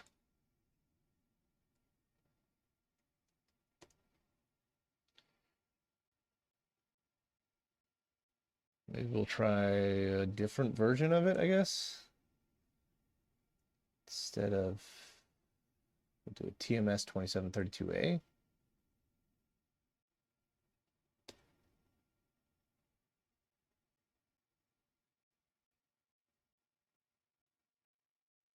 Damn it.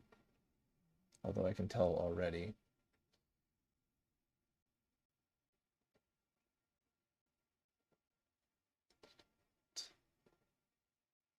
Yeah, that one came back as all BFs as well. So either the ROM is bad or we're not reading it correctly because it's a 2532 and not a 2732. Is there a difference between a 2532 and a 2732?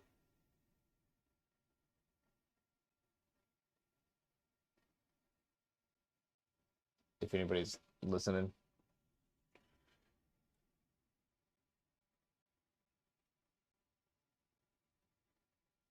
Let's do an AM 2732, I guess.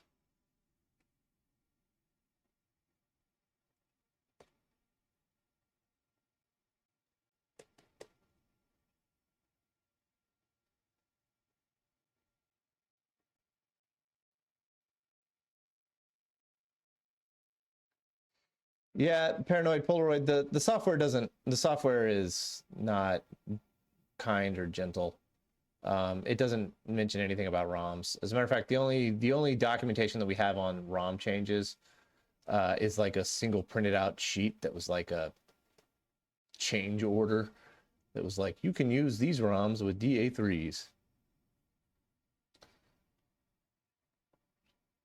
We don't actually know what the ROMs do on the BOMIM function wise though. We just know that they're there.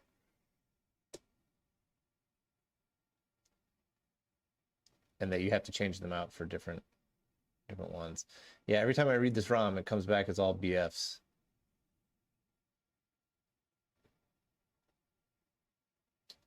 Let me read one of the other ROMs, see if I can get a read off of one of those. What was the original? Was it TMS 2732? The original is a TMS 2532. The chip enable and output enable are different between the 2532 and the 2732. Oh, well, that would explain why I'm getting all BFs, I bet. Oh, also, I had the chip in the wrong orientation. I'm surprised it even read it then. All right, let's try this again. I don't have a 2532 option on my Mini Pro, so we're just going to have to hope that 2732 works.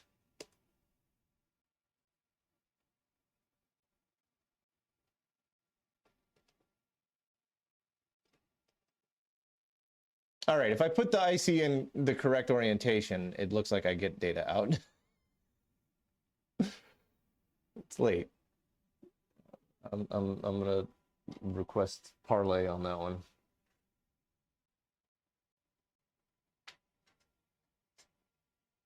Dang, this phone is hard as a rock. All right. All right, so I have something that looks like a 27, like a proper 2732 data. I'm gonna drop it in. You guys can take a quick gander at it and let me know if it looks like sensible data or if it looks like garbage data. You don't have to. Oh, it's in the. I put that in the bone. I'll put it in the Friday Night Twitch chat. Here we go. Yeah. So if somebody would take a look at that and tell me if that looks like garbage or proper data. It looks like proper data to me. So I'm going to write that to a 2764. I guess I'll just leave the upper half of the 2764 empty, or the 2864. Do we have dumps of what's currently inside? No, I can get one though. I'm pretty sure it's the same as this guy. you could always duplicate the 27 the 2532 to pad it out. Yeah. Let's do a search for 2764, see what options we get. There's the TMS. We'll do that one. TMS 2764 dip 28. And I'm going to name this it should be a K in there. IEK 56 2764.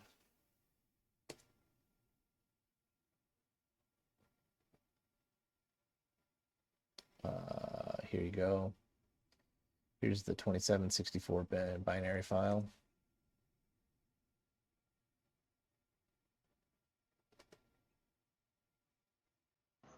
They don't have the MCM Oh, 2532 either. it looks like the second half of the 2764 is just all Fs anyways.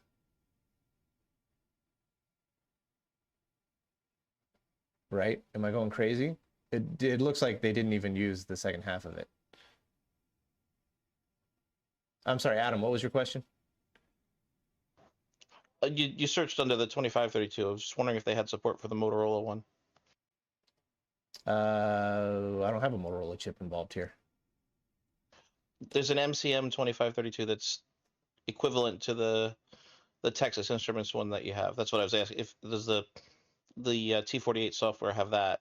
No, the only thing it's got for 2532 is actually 25320s. Got it. Uh, I found some forums on their support page, some people asking for it, and the answer is generally, build up an adapter. yeah. But it seems to be working, so that's weird. We seem to get a decent read out of it, so yeah, we're gonna remove you so I don't accidentally try to wipe you and put something else on it. Although these are EPROMs, not EEPROMs, so I shouldn't be able to clear one of these. This Atmel is a 2864. So here's what we're gonna do. We're gonna do a search for 2864. See if we've got an AT2864. 28C64, yeah.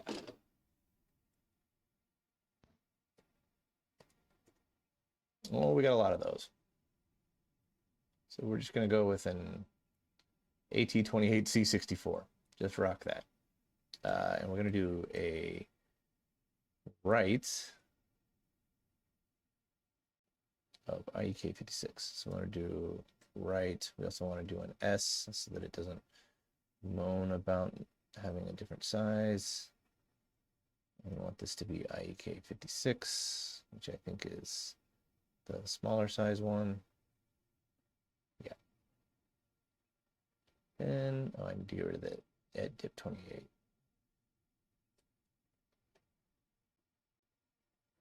And yeah, that's a write. Device TMS 2764. No, it's because it's not a 2764. What am I doing? It's an AT28C64. AT28C64.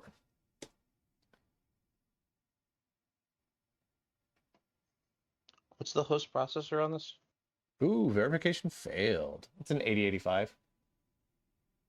That's fun. Maybe I got a bad prom or EPROM. I'll try a different AT28.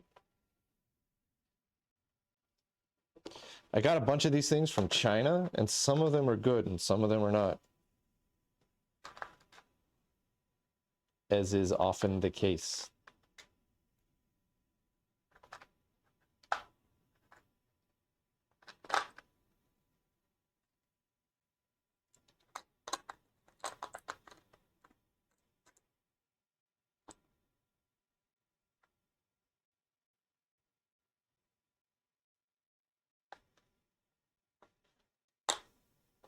But usually these with the darker silkscreen are fine. So it's weird that the verification failed on that one. Let's try this guy.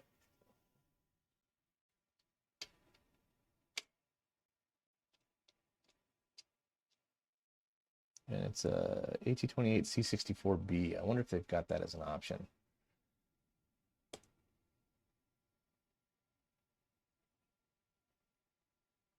Yeah, they do. So I'll just punch in this 64B.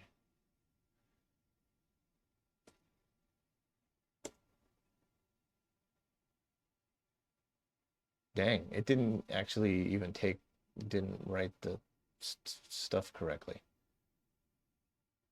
It may be write protected. Use /u and try again. That's an interesting problem. Verification still fails, man. What's going on here? How come I can't write to my AT28C64s? Do it again. Do it twice. Failed at address 000. File equals 0xe6. Device equals 0x7e. Take it easy, Chloe Raccoon. Good luck picking up your server.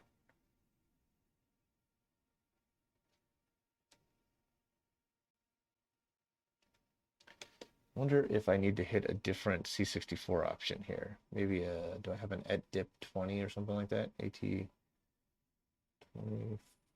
C64 et SOIC 28. Try that.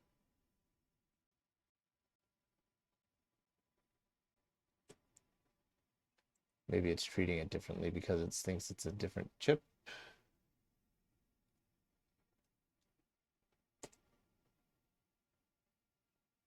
Nope. I, for some reason, can't write to these 28C64s that I have.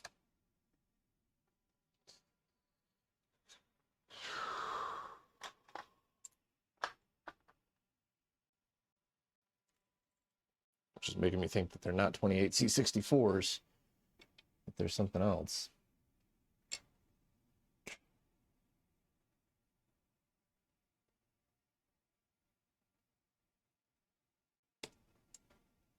Hang on, I might know this one. What is the voltage supposed to be for programming voltage? 28C64. What's it supposed to be? Offhand, I don't know, but the T48 has the higher voltage option. So one of my earlier videos shows where the Mini Pro fails to provide the voltage for writing that it advertises that it actually provides.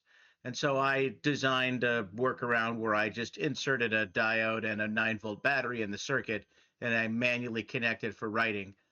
That is not with that's with a different chip that requires a 25-volt write voltage.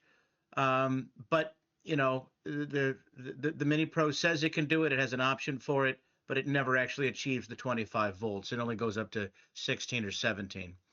So I say all that to say I wonder if we're dealing with that here, which is why I ask what the right voltage is as far as the schematics are on that EEPROM. Yeah. Not a clue, but I'm more inclined to believe that it's my shitty Chinese EEPROMs. That could very well be, but I think it's a good idea to at least recognize what the right voltage is. The voltage used for write mode. I mean, the Atmel AT28 is a pretty normal chip, so it shouldn't require anything too crazy. You say normal. Normal, but normal for what era? I mean, an MBM 2716 is what I was working with, and the normal write voltage for that is 25 volts. The Mini Pro won't do it. It says it will do it, but it will not do it. And so when you say normal, I would consider this a problem with normal chips of that era on the Mini Pro, period. Yeah, let's see if I can figure out what the documentation says. AC write characteristics. So data hold time, and nope, that's all timing. Surely the right voltage is written in the data sheet. Just can't find it. Yeah, it's right enable. It says it's active low. That doesn't make any sense.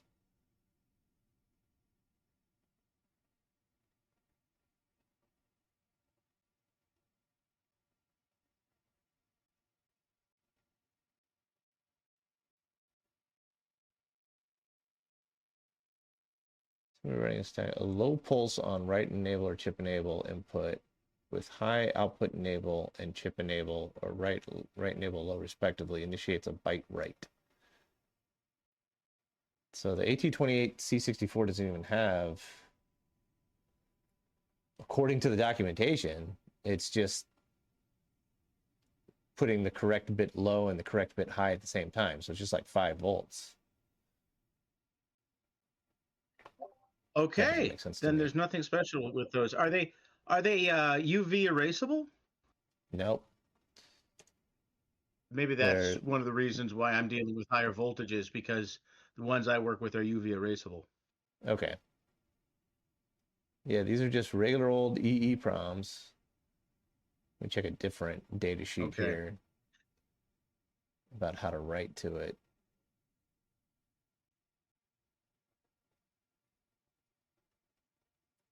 Yeah, byte write. So a low pulse on right enable or chip enable input and output enable high initiates a write cycle. The address is latched on the falling edge. The data is latched on the first rising edge of chip enable or right enable. Once a byte write is started, it will automatically time itself to completion. Once a programming operation is initiated for the duration of TWC, the read operation will effectively be a polling operation. Do you need to do a chip clear on this before programming it? Maybe? I mean, I would have thought that was what the -U and MiniPro did. I can try erasing it. I'm pretty sure that's just MiniPro-E. I select my thing and I just do a -E. Maybe a -E. Said it erased it. I don't trust it. If I read that back to test.bin. Yeah, see what you get. 7E and then the rest for the first byte, and then everything is FFF until you get to byte 10, and then it's 7E again. That looks weird to me. I don't trust these chips, man. I don't think they're actually AT. Well, I think the problem is that they're not actual AT28C64s. I think there's something else. Got it. And I think what happened is in China, because I mean, particularly on these, the white lettering is like super bright. I think they shaved it in the bottom. I can see shave marks. So I'm pretty sure they shaved off another chip that's the same size, marked AT28C64, and sold it. And it's a ROM. I can still read from it. But something is preventing me from writing to it.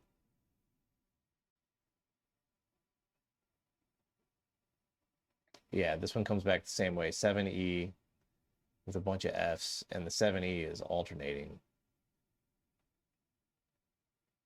Almost like an address pin or a write pin isn't getting set right.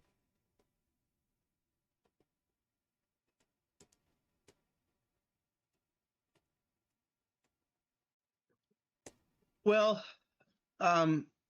the Mini Pro, for all of its versatility, is a pretty finicky device when it comes to writing older EEPROMs. So you of course might be right that you don't have the right thing, but don't rule out the Mini Pro. You know, when you get new chips and you know they're right and it still doesn't work, then we should look at what the Mini Pro is really doing versus what it says that it's doing. Yeah. In the meantime, that means we kind of hit a stopping point.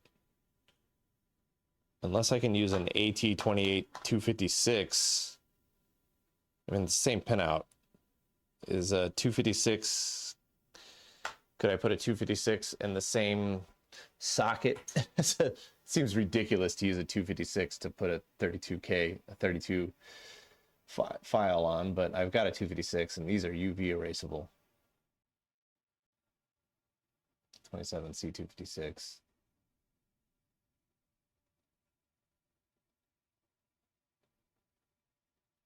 I should call it here. It's getting really late. 6 data sheets. Yeah, I think I just need to order some new AT28C64s that aren't Chinese knockoffs. Go for it. Where did these come from? eBay. Ah, Yeah. I mean, you're right about not necessarily having a no, quality product. That happens to me a lot. Yeah, those don't work. All right. Well, Buy money. the other option is to make an adapter for the 2532 to fit in a 2764 socket, which shouldn't be too hard.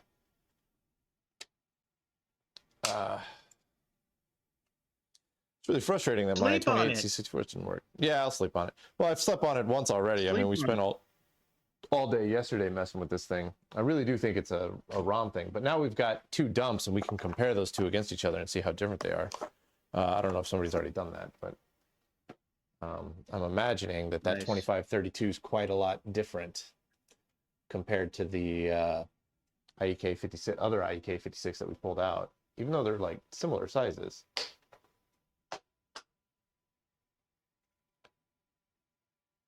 I'll look at that in the morning.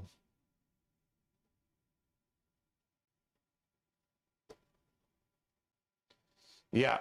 All right. I got to start turning stuff off here.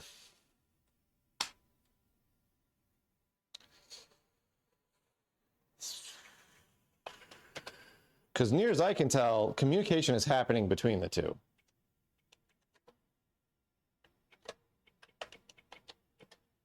just bouncing between the two files. There's some differences, but it's not like they're completely different. Good shit done, yeah. You're gonna kill a bunch of stuff, but that's all right. So they're not wildly different.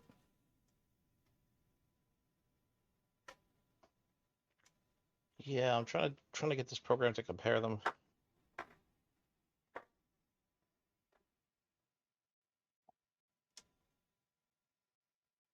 All right. PP. Flip to halt mode. PP's going off. That kicks the Bowman back over to mode 4.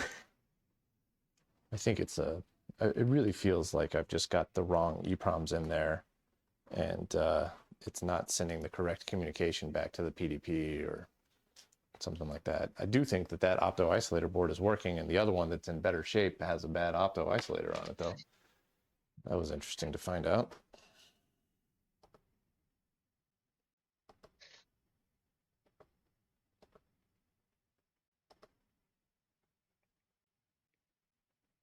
Cancel. Yeah. They don't get wildly different until like the second half. Okay.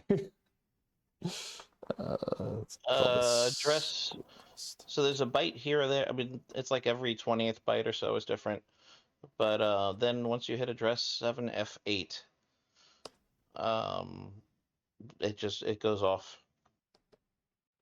So yeah, one of those ROMs is going to cause the computer to behave very differently than the other. So I think it's worth trying to get that 2532 into the machine. I might try that on Sunday. The only change that I think I have to make is I have to get VCC to it. So I can just run like a longer socket and solder a bridge over or something like that. Because because I think all the other pins, if I put it at the base of the socket, I think all the pins line up.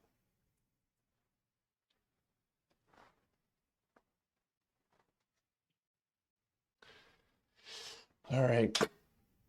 Good night, Mr. Bowman.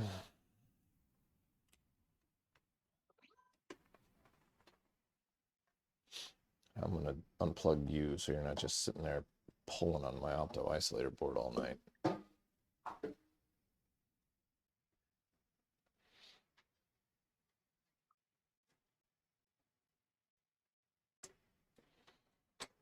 All right.